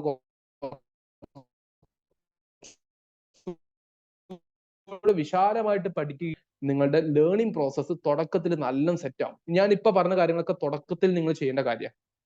ഒന്ന് സിമ്പിൾ ആയിട്ട് പഠിച്ചു തുടങ്ങാം, രണ്ടാമത്തത് നോട്ട് മേക്കിംഗ് ലേണിംഗ്, ഇതിന്റെ സ്കില്ലാണ്. ഇത് സ്കില്ല് വെച്ചിട്ട് തന്നെ പഠിക്കുക എന്ന് പറഞ്ഞു കഴിഞ്ഞാല് അത് ചുമ്മാ പുസ്തകങ്ങൾ വായിച്ച് തീർക്കലാകരുത്, ചുമ്മാ നോട്ട് എഴുതുന്ന രൂപമാകരുത്. നോട്ട് എഴുതുമ്പോൾ അത് എങ്ങനെ നോട്ട് എഴുതണം എന്നുള്ള രൂപത്തിൽ സ്കില്ല് പഠിക്കാനുണ്ട്. പിന്നെ പറഞ്ഞ പോലെ എല്ലാ സബ്ജക്റ്റിന്റെയും ബേസിക്സ് പഠിച്ചിട്ട് മാത്രം അഡ്വാൻസിലോട്ട് ചാടാൻ പാടുള്ളൂ. പിന്നെ എഫക്റ്റീവ് റിവിഷൻ കൊടുക്കുക. അതായത് റിവിഷന് വേണ്ടി നമ്മുടെ മുമ്പിൽ കൃത്യസമയം കൊടുക്കണം. റിവിഷൻ ചെയ്ത് ശരിയായിട്ടുണ്ടോ എന്ന് അറിയാൻ എന്താ നമ്മൾ ചെയ്യേണ്ടത്, നമ്മൾ കൃത്യമായിട്ട് ആ ഭാഗത്ത് നിന്ന് ടെസ്റ്റ് ചെയ്യണം. അതിനാണ് നമ്മൾ യൂണിറ്റ് ടെസ്റ്റ് എന്ന് പറയുന്നത്. അപ്പൊ ഇങ്ങനത്തെ കാര്യങ്ങൾ നമുക്ക് കൃത്യമായിട്ട് ചെയ്യാൻ പറ്റുന്നുണ്ടോ guys? Definitely we can achieve this and നമുക്ക് നല്ല ശരിയായ രീതിയിലുള്ള റൈറ്റ് ട്രാക്കിൽ കൃത്യമായിട്ട് സഞ്ചരിക്കാൻ പറ്റും എന്നുള്ള. ഇത് ഇങ്ങനത്തെ സെഷൻസും കാര്യങ്ങളൊന്നും പൊതുവെ കുട്ടികൾക്ക് കിട്ടാറില്ല എന്നുള്ളതാണ് മറ്റൊരു യാഥാർത്ഥ്യം. അതുകൊണ്ട് തന്നെയാണ് കുറെ കുട്ടികൾ ഇങ്ങനത്തെ ഒരു കൺഫ്യൂഷന്റെ ട്രാപ്പിലോട്ട് പെട്ടു പോകുന്നതും. അപ്പൊ ആ രീതിയിൽ കാര്യങ്ങളൊക്കെ ഒന്ന് മനസ്സിലാക്കി വെക്കുക. നിങ്ങൾ എന്ത് ചെയ്യണം എന്ന് നിങ്ങൾക്ക് പിടുത്തം കിട്ടിയോ? Just give me A reply. നിങ്ങൾ എന്ത് ചെയ്യണമെന്ന് പിടുത്തം കിട്ടിയോ? നിങ്ങൾ വലിയൊരു ആനക്കാരായിട്ട് എടുക്കുന്നതിനേക്കാൾ ഏറ്റവും നല്ലത് സിമ്പിൾ ആയിട്ട് എങ്ങനെ പഠിച്ചു തുടങ്ങണം എന്നുള്ള കാര്യത്തിൽ മാത്രം എന്ത് ചെയ്യുക, ആലോചിക്കുക എന്നുള്ളതാണ്. Fine. Hope the session is getting useful ആവുന്നുണ്ട് ഞാൻ വിശ്വസിക്കുകയാണ് കേട്ടോ. ഇനി ഫൈൻ. ഇനി നമ്മൾ ചെയ്യുന്ന ഒരു കാര്യം, UPSC എസെൻഷ്യല് ആക്ച്വലി ഇങ്ങനെ നിങ്ങളെ ഗൈഡ് ചെയ്യാൻ വേണ്ടി പ്രത്യേകം തയ്യാറാക്കിയിട്ടുള്ള ഒരു അപ്രോച്ച് കൂടെ ഉണ്ട്. അതുകൂടെ നിങ്ങളുടെ മുമ്പിൽ ഷെയർ ചെയ്യാൻ ഉദ്ദേശിക്കുകയാണ്. സാധാരണ രീതിയിൽ നമ്മൾ ഇതിനെ UPSC ഫൗണ്ടേഷൻ എന്ന് വിളിക്കുകയാണെങ്കിലും ഇതിന് ആക്ച്വലി ഒരു മിനി സിവിൽ സർവീസ് എന്ന് പറയുന്ന, മിനി സിവിൽ സർവീസ് കോച്ചിങ് അല്ലെങ്കിൽ മിനി സിവിൽ സർവീസ് പ്രിപ്പറേഷൻ എന്ന് പറയുന്ന രൂപത്തിലോട്ടുള്ള ഒരു ആപ്ലിക്കേഷൻ കൂടിയുണ്ട്. ഇതിന് ഓൺ ആൻ ആവറേജ് 15,000 20,000 ഒക്കെയാണ് ട്രിവാൻഡ്രത്തുള്ള പല ഇൻസ്റ്റിറ്റ്യൂഷൻസും ഒക്കെ ഫീ ആയിട്ട് വാങ്ങിക്കാറുള്ളത്. ഇപ്പൊ തന്നെ നിങ്ങൾ പലപ്പോഴും സമ്മർ ക്യാമ്പ്, വെക്കേഷൻ ക്യാമ്പ് എന്നൊക്കെ പറഞ്ഞ പല ഇൻസ്റ്റിറ്റ്യൂഷൻസും വാങ്ങിക്കുന്നത് കാണാൻ പറ്റും. പക്ഷെ നിങ്ങൾക്ക് ഉപകാരപ്പെടുന്ന രൂപത്തിലോട്ടുള്ള മിനിമം കോണ്ടന്റ് വെച്ചിട്ടുള്ള എഫക്റ്റീവ് പ്ലാനിലൂടെയാണ് UPSC എസെൻഷ്യൽ നിങ്ങളുടെ മുമ്പിൽ ഒരു ഓഫർ ആയിട്ട് വരുന്നത്. അപ്പൊ അതിൽ നിങ്ങൾ ചെയ്യേണ്ട കുറച്ച് കാര്യങ്ങൾ ഞാൻ പറയുന്നത്, നിങ്ങൾ 2 മാസം മാറ്റിവെക്കാൻ റെഡി ആണെങ്കിൽ നിങ്ങൾ എന്ത് ചെയ്യുക, ക്രിസ്റ്റലിന്റെ ഈ ഒരു UPSC എസെൻഷ്യൽ പ്രോഗ്രാമുമായിട്ട് ജോയിൻ ചെയ്യുക. എന്നിട്ട് ലേണിംഗ് സിമ്പിൾ ആയിട്ട് തുടങ്ങാം. കുറച്ച് അതായത് ഒന്നും അറിയാത്ത ആൾ എന്നുള്ള ഉദ്ദേശത്തിലാണ് നമ്മൾ തുടങ്ങുന്നത്. അത് സിവിൽ സർവീസ് പ്രിപ്പറേഷൻ വളരെ ഇമ്പോർട്ടന്റ് ആണ്. ബിക്കോസ് നിങ്ങൾ ഒരു പരീക്ഷ കഴിഞ്ഞിട്ട് പരാജയപ്പെട്ടിട്ട് വരുന്ന സമയത്ത് നിങ്ങളോട് പറയാനുള്ള വാക്ക് റീസ്റ്റാർട്ട് എന്നുള്ളതാണ്. അതായത് നിങ്ങൾ എവിടെ നിർത്തി അവിടുന്ന് കണ്ടിന്യൂ റെസ്യൂം എന്നല്ല പറയുന്നത്, റീസ്റ്റാർട്ട്. Meaning what? നിങ്ങൾ ഒന്നുകൂടെ വീണ്ടും ഫ്രം സീറോ എന്ന് പഠിച്ചു തുടങ്ങാൻ നിങ്ങൾക്ക് പറ്റുവാണെങ്കിൽ ദാറ്റ് ഈസ് ഗ്രേറ്റ് എന്ന രീതിയിൽ പറയും. എന്നിട്ട് ആ സിമ്പിൾ ലേണിംഗിലൂടെ സിമ്പിൾ സ്കില്ലുകളിലൂടെ നമ്മൾ ഡെവലപ്പ് ചെയ്തെടുക്കണം. ഏത് നേരത്തെ പറഞ്ഞ പോലെ art of reading, art of learning, art of note making, ഇങ്ങനത്തെ കാര്യങ്ങൾ നമുക്ക് ചെയ്തെടുക്കാൻ പറ്റണം എന്നുള്ളതാണ്. പിന്നെ write some answers, that is also very important. നിങ്ങൾ തുടക്ക സമയത്ത് കുറച്ച് ആൻസേഴ്സ്, അത് നിങ്ങളുടെ ആൻസറിന്റെ സ്ട്രക്ചർ വൃത്തിക്ക് വരാൻ വേണ്ടിയാണ്. അങ്ങനെ കുറച്ച് ആൻസേഴ്സ് എഴുതാൻ വേണ്ടി ശ്രമിക്കുക, കുറച്ച് യൂണിറ്റ് ടെസ്റ്റ് ചെയ്ത്. അപ്പൊ നമുക്ക് ഇങ്ങനെ റൈറ്റ് ട്രാക്കിലോട്ട് ഇങ്ങനെ വരുമ്പോൾ നമ്മൾ കണ്ടിട്ടില്ല, നമുക്ക് ഈ മാത്സിന്റെ പ്രോബ്ലം കിട്ടാതെ പെട്ടെന്ന് കിട്ടുന്ന സമയത്ത് എടാ എന്റെ ഉത്തരം ശരിയാ, എന്റെ ഉത്തരം ശരിയാ, ഒരു ഹാപ്പിനെസ് കിട്ടുന്നില്ലേ? എന്നതുപോലെ നമ്മൾ പഠിച്ച കാര്യങ്ങൾ ശരിയായ രൂപത്തിലോട്ടാണെന്ന് അറിയാൻ വേണ്ടി യൂണിറ്റ് ടെസ്റ്റുകൾ നമുക്ക് ചെയ്യാൻ പറ്റണം. ദെൻ നമുക്ക് അങ്ങനെ ടോട്ടൽ ഇംപ്രൂവ്മെന്റ് കൊണ്ടുവരലാണ് യഥാർത്ഥത്തിൽ UPSCയുടെ പ്രിപ്പറേഷൻ. ഓവറോൾ ഡെവലപ്മെന്റാ. അതിലൂടെ നമുക്ക് കിട്ടുന്ന എന്താ, ഈ 2 മാസം കൊണ്ട് നിങ്ങൾക്ക് നിങ്ങളുടെ കഴിവിനെ, പൊട്ടൻഷ്യൽ തിരിച്ചറിയാൻ വേണ്ടി പറ്റുന്നതാണ്. ആസ് വെൽ ആസ് സ്കില്ലുകൾ ഡെവലപ്പ് ചെയ്തെടുക്കാൻ പറ്റുന്നതാണ്. നമുക്കറിയാതെ നമ്മളിൽ ഉറങ്ങിക്കിടക്കുന്ന എത്രയോ സ്കില്ലുകൾ ഉണ്ടെന്ന് അറിയോ? ആ സ്കില്ലുകൾ നമ്മൾ പതിയെ പതിയെ ഈ ഒരു ലേണിംഗ് പ്രോസസ്സിലൂടെ കൾട്ടിവേറ്റ് ചെയ്ത് കൊണ്ടുവരാൻ വേണ്ടി ശ്രമിക്കുകയാണ്. അതാണ് UPSC എസെൻഷ്യൽ അതിന്റെ ഫൗണ്ടേഷൻ കോഴ്സിലൂടെ ഉദ്ദേശിക്കുന്നത്. സോ സിംപ്ലി സമ്മറൈസിങ്, അതിൽ ചെയ്യുന്ന കാര്യം നമ്മൾ ചെയ്യുന്ന എന്താണ്, ഒന്ന് നിങ്ങൾക്ക് കുറച്ച് അക്കാഡമിക്സ്, കുറച്ച് സബ്ജക്ട് പഠിപ്പിച്ചു തരും. ഈ സബ്ജക്റ്റുകൾ നിങ്ങൾക്ക് ഫെമിലിയർ ആണോ എന്ന് നോക്കൂ. ഓക്കെ, ചില സബ്ജക്റ്റുകൾ പറയാം. ഒന്ന് ഹിസ്റ്ററി സ്കൂൾ സമയത്ത് മറന്നതാ, പക്ഷെ UPSCയിൽ ഹിസ്റ്ററി ഇല്ലാതെ നിങ്ങൾ പാസ്സാക്കാൻ പോകുന്നില്ല. അത്രയും നല്ല വെയിറ്റേജ് ഉണ്ട്, അത്രയും ഇമ്പോർട്ടൻസ് ഉണ്ട്. Geography, polity, environment, economy, CSAT. ഈ CSAT എന്ന് പറയുന്നത് ആപ്റ്റിറ്റ്യൂഡ് ടെസ്റ്റാ. അതിൽ കുറച്ച് ഇംഗ്ലീഷും കുറച്ച് മാത്സ് ഒക്കെ വരുന്നുണ്ട്. സോ ഗൈസ്, നിങ്ങൾ അതിനെ കുറിച്ച് പേടിക്കരുത്, ഈ ഇംഗ്ലീഷും മാത്സും പേടിയുള്ള ആൾക്കാര്. പക്ഷെ അത് നിങ്ങൾ വൃത്തിക്ക് കൃത്യമായിട്ട് നിങ്ങൾക്ക് റൈറ്റ് ഗൈഡൻസിലൂടെ ശരിയായിട്ടുള്ള ഇമ്പ്രൂവ്മെന്റ് കൊണ്ടുവരാൻ പറ്റുവാണെങ്കിൽ അതൊക്കെ ഭയങ്കര രസമുള്ള ലേണിംഗ് ആ ദാൻ ദ സബ്ജക്ട്. ബാക്കിയുള്ള സബ്ജക്റ്റിനേക്കാളും കുറച്ചുകൂടി രസമാണ് ഇംഗ്ലീഷും മാത്സ് ഒക്കെ നമ്മൾ കുറച്ചുകൂടി ഇമ്പ്രൂവ്മെന്റ് കൊണ്ടുവരാൻ പറ്റുവാണെങ്കിൽ. കാരണം എന്താ, നമ്മളുടെ വീക്ക്നെസ്സിനെ നമ്മൾ മാറ്റുവാണ്. അപ്പൊ നമ്മൾ ഭയങ്കര പവർഫുൾ പേഴ്സൺസ് ആയിട്ട് പുറത്തോട്ട് വരുന്നുള്ള. അപ്പൊ നമുക്ക് ഇങ്ങനത്തെ കുറച്ച് സബ്ജക്റ്റുകൾ നമ്മൾ എന്ത് ചെയ്യുന്നുണ്ട്, ഇതിന്റെ കൂട്ടത്തിൽ കൊടുക്കുന്നുണ്ട്. ഈ 2 മാസം ഫൗണ്ടേഷൻ കോഴ്സിന്റെ ഭാഗമായിട്ട് നമ്മൾ കൊടുക്കുന്നുണ്ട്. ഇതിന്റെ കൂട്ടത്തിൽ ഏറ്റവും പ്രധാനപ്പെട്ടത് ഈ സബ്ജക്റ്റുകൾ വേണമെങ്കിൽ ചിലപ്പോൾ നിങ്ങൾക്ക് യൂട്യൂബ് നോക്കിക്കഴിഞ്ഞാൽ ഒരുപാട് വീഡിയോസ് ചിലപ്പോൾ കാണാൻ പറ്റുമായിരിക്കും. പക്ഷേ ഈ സബ്ജക്റ്റുകളെക്കാൾ അപ്പുറത്തോട്ട് നമ്മൾ നിങ്ങളെ ഫോക്കസ് ചെയ്യുന്ന ഒരു പ്രധാനപ്പെട്ട കാര്യം കുറച്ച് സ്കില്ലുകളാണ്. കാരണം ഈ സ്കില്ലുകൾ നിങ്ങളുടെ കയ്യിൽ ഉണ്ടെന്നുണ്ടെങ്കിൽ ഈ 2 മാസത്തിന് ശേഷം നിങ്ങൾ സർ, താങ്ക് യു സർ, അന്നത്തെ സ്കിൽ സെഷൻ നിങ്ങൾ തന്നത് കൊണ്ടാണ് എനിക്ക് ഇന്ന് എന്റെ പ്രിപ്പറേഷൻ നല്ല രീതിയിൽ ബൂസ്റ്റപ്പ് ചെയ്യാൻ പറ്റുന്നത്, നല്ല രീതിയിൽ മുന്നോട്ട് കൊണ്ടുപോകാൻ പറ്റുന്നത്. കാരണം ആ സ്കില്ലുകൾ എനിക്ക് എന്റെ ലേണിംഗ് പ്രോസസ്സിൽ അപ്ലൈ ചെയ്യാൻ പറ്റുന്നുണ്ട്. അപ്പൊ എന്തൊക്കെ സ്കില്ലുകൾ നമ്മൾ കൊടുക്കുന്നത്? Reading and note making. പുസ്തകം വായിക്കാൻ ഒരു സ്കില്ല് വേണം, നോട്ട് മേക്കിംഗ് വേണം. കാരണം പലപ്പോഴും നമ്മൾ എക്സാമിന് വേണ്ടി മാത്രം പഠിച്ച് ശീലിച്ചവരായിരിക്കും, അത് ഇവിടെ പറ്റത്തില്ല. പിന്നെ ആൻസർ റൈറ്റിംഗ് സ്കില്ല് വേണം, റിവിഷൻ സ്കില്ല് വേണം. Revision skill something very very important. നമ്മൾ വിചാരിക്കും സർ എന്താ ഇപ്പൊ റിവിഷൻ ഇപ്പൊ ഇത്രമാത്രം സ്കില്ല് വേണ്ടത്? അത് അങ്ങനെയല്ല. പണ്ടത്തെ കാലഘട്ടത്തിലുള്ള പോലെ ബൈഹാർട്ടിങ് അല്ല ഇപ്പൊ വേണ്ടത്. ഇപ്പൊ വേണ്ടത് something we should link with other things. നമ്മൾ ബാക്കിയുള്ള കാര്യങ്ങളുമായിട്ട് ഇങ്ങനെ ലിങ്ക് ചെയ്തുകൊണ്ടേയിരിക്കണം. അപ്പൊ അതിന് കുറച്ച് കാര്യങ്ങൾ നമുക്ക് ചെയ്യാൻ പറ്റും, ഓരോ സബ്ജക്ട് അനുസരിച്ച് മാറ്റാൻ പറ്റും. അപ്പൊ അതിനനുസരിച്ച് റിവിഷൻ സ്കില്ല് നമുക്ക് ഡെവലപ്പ് ചെയ്യാൻ പറ്റണം. പിന്നെ മാപ്പ് ലേണിംഗ്, അതും ഒരു സ്കില്ല.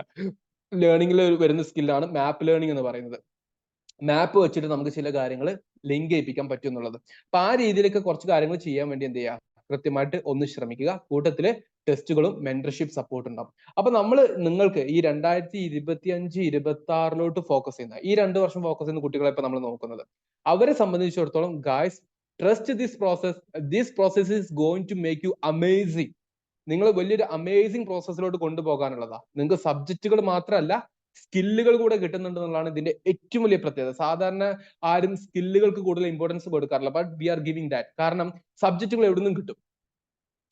ഓക്കെ, സബ്ജക്റ്റുകൾ നിങ്ങൾക്ക് നമ്മൾ തരുന്നതും അതിനേക്കാൾ കൂടുതലും അല്ലെങ്കിൽ അതിനേക്കാൾ കുറഞ്ഞതും പല വിധത്തിലുള്ള സബ്ജക്റ്റുകൾ നിങ്ങൾക്ക് യൂട്യൂബിൽ നിന്നോ മാർക്കറ്റിൽ നിന്നോ എവിടെ നിന്നും കിട്ടും, പുസ്തകങ്ങളായിട്ടൊക്കെ കിട്ടും. പക്ഷേ സ്കില്ലുകൾ കിട്ടണമെന്നുണ്ടെങ്കിൽ അത് നമ്മൾ പഠിച്ച കാര്യങ്ങൾ, നമ്മുടെ പൊട്ടൻഷ്യൽ മനസ്സിലാക്കിയിട്ട് നമ്മളെ സപ്പോർട്ട് ചെയ്യുന്ന ഒരു ഗൈഡ് സിസ്റ്റം ആണ്, മെന്റർ സിസ്റ്റം ആണ്. അപ്പൊ അതിന് ഈ സ്കില്ല് കാര്യങ്ങൾ ഉണ്ടെന്നുണ്ടെങ്കിൽ നിങ്ങളുടെ ലേണിംഗ് പ്രോസസ്സ് ഒന്നും കൂടി ഉഷാറാകും.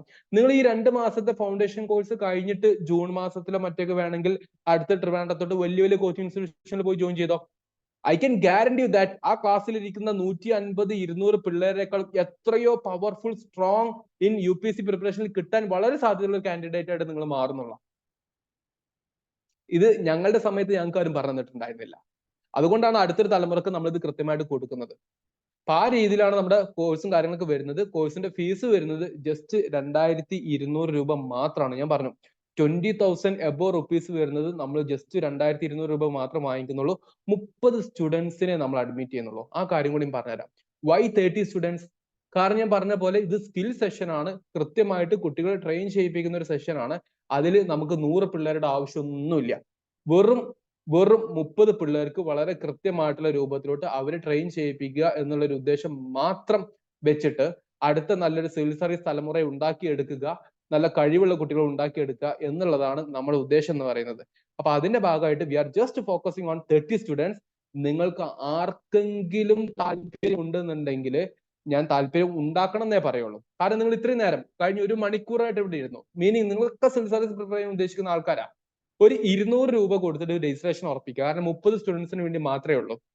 അപ്പൊ നിങ്ങൾ ചെയ്യേണ്ടത് നിങ്ങളുടെ ഗ്രൂപ്പില്, വാട്സപ്പ് ഗ്രൂപ്പില് നിങ്ങൾക്ക് ഒരു സ്കാനറും കാര്യങ്ങളും അയച്ചു തന്നിട്ട് ഒരു മെസ്സേജ് വന്നിട്ടുണ്ടാവും. നിങ്ങൾ ആ സ്കാൻ ചെയ്തിട്ട് 200 റുപ്പീസ് രജിസ്ട്രേഷൻ ഫീസ് കൊടുക്കുക. 30 സ്റ്റുഡൻസ് എടുക്കത്തുള്ളേ. ഓക്കെ, അപ്പൊ പെട്ടെന്ന് ചെയ്യുന്നവർ അത്രയും നല്ലത്. അവര് രജിസ്ട്രേഷൻ നമ്മൾ ഉറപ്പിച്ചു വെക്കും. നിങ്ങൾക്ക് ബാക്കിയുള്ള ക്ലാസ്സസും കാര്യങ്ങളൊക്കെ നിങ്ങൾക്ക് ലഭിക്കും. അത് ചിലത് ആപ്ലിക്കേഷൻ വഴിയായിരിക്കും. ഇനി നിങ്ങൾക്ക് സംശയം ഉണ്ടാവും, സർ ഒന്നുകൂടെ പറഞ്ഞുതരുമോ എന്തൊക്കെയാണ് ഈ കോഴ്സിൽ കിട്ടുക എന്നുള്ളത്? ഡോണ്ട് വെറി, നിങ്ങൾക്ക് കിട്ടാവുന്ന എല്ലാ കാര്യങ്ങളും ഡീറ്റെയിൽഡ് ആയിട്ട് ഇവിടെ ഒരു ഷെഡ്യൂൾ ആക്കി കൊടുത്തിട്ടുണ്ട്. ഓക്കെ, അപ്പൊ അതിൽ നിങ്ങൾക്ക് ഇവിടെ കണ്ടോ, ഇവിടെ കളറിലോട്ട് ജസ്റ്റ് നോക്കുക. ഇവിടെ ഗ്രീൻ കളർ, ഇവിടെ നിങ്ങൾക്ക് സബ്ജക്റ്റുകൾ പോളിറ്റി വരുന്നുണ്ട്, ജോഗ്രഫി വരുന്നുണ്ട്, ഗ്രീൻ കളർ നോക്കുക. എൻവയോൺമെന്റ് വരുന്നുണ്ട്, മോഡേൺ ഇന്ത്യ വരുന്നുണ്ട്, സിസാറ്റ് വരുന്നുണ്ട്, ഇങ്ങനത്തെ സബ്ജക്റ്റുകളൊക്കെ വരുന്നുണ്ട്, എക്കണോമിക്സ് വരുന്നുണ്ട്.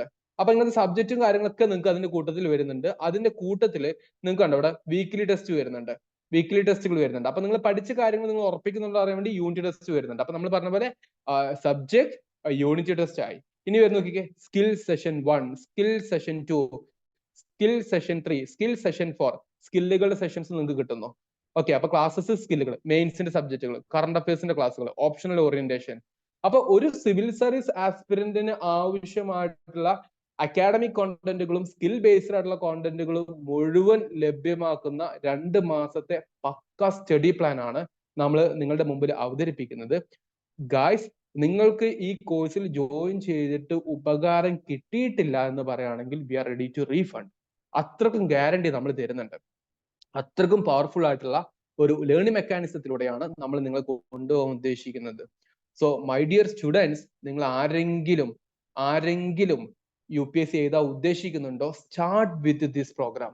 ഈ 2 മാസം നിങ്ങൾ കൃത്യമായിട്ട് ഡെഡിക്കേറ്റ് ചെയ്യുകയാണെങ്കിൽ definitely going to help you. ഇത് നമ്മൾ ഇന്ന് വെബിനാർ അവതരിപ്പിച്ചു, നിങ്ങൾക്ക് ഇത് കാണാൻ പറ്റും.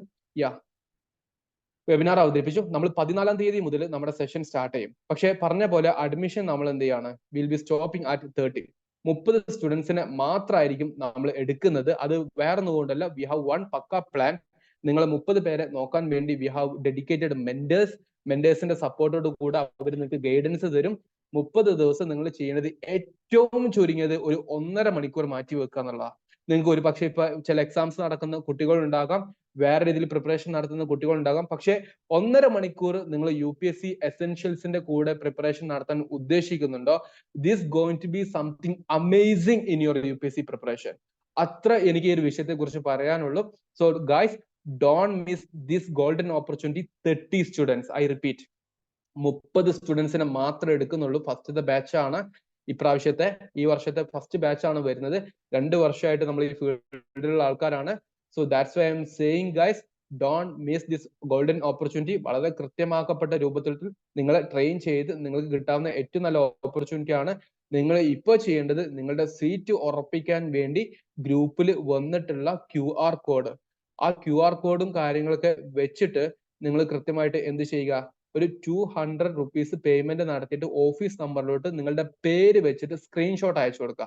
അപ്പൊ അവര് നിങ്ങളുടെ സീറ്റ് ബ്ലോക്ക് ചെയ്തിടും, സീറ്റ് ബുക്ക് ചെയ്തിടും. ഓക്കെ, അപ്പൊ അത് കൃത്യമായിട്ട് യൂട്ടിലൈസ് ചെയ്യാൻ വേണ്ടി ശ്രമിക്കുക. നിങ്ങളുടെ ഗ്രൂപ്പിൽ വന്നിട്ടുണ്ട്, ഇപ്പൊ ഞാൻ നേരത്തെ കാണിച്ചിട്ടുള്ള ആ കോഴ്സ് പ്ലാനും കാര്യങ്ങളെല്ലാം നിങ്ങൾക്ക് അത് ചെക്ക് ചെയ്യാം.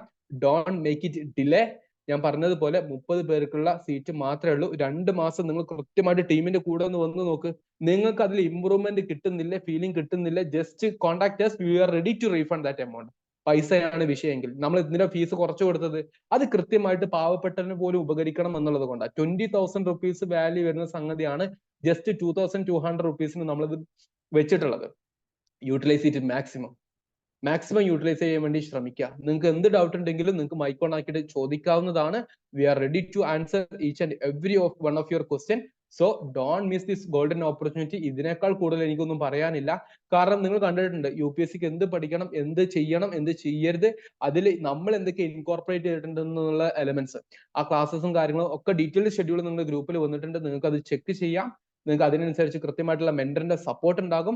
നിങ്ങളെ ഒരു പെർട്ടിക്കുലർ ഗ്രൂപ്പിലോട്ട് ആഡ് ചെയ്യും. ചില ക്ലാസ്സസ് നിങ്ങൾക്ക് കിട്ടുന്നതൊക്കെ ആപ്ലിക്കേഷൻ വഴിയായിരിക്കും. അതൊക്കെ നമ്മൾ വഴിയെ പറഞ്ഞുതരും. സോ അതിനൊക്കെ വേണ്ടി നിങ്ങൾ ചെയ്യേണ്ട ഒരൊറ്റ കാര്യമേ ഉള്ളൂ, If you are ready to crack the civil service examination and if you are ready to prepare for this examination, start very powerfully.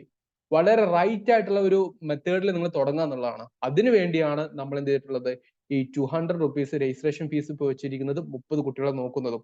അപ്പൊ നിങ്ങൾ ആ 30-ൽ പെടാൻ ഉദ്ദേശിക്കുന്നുണ്ടെന്നുണ്ടെങ്കിൽ ഡോൺ ഡിലേ ഇറ്റ്.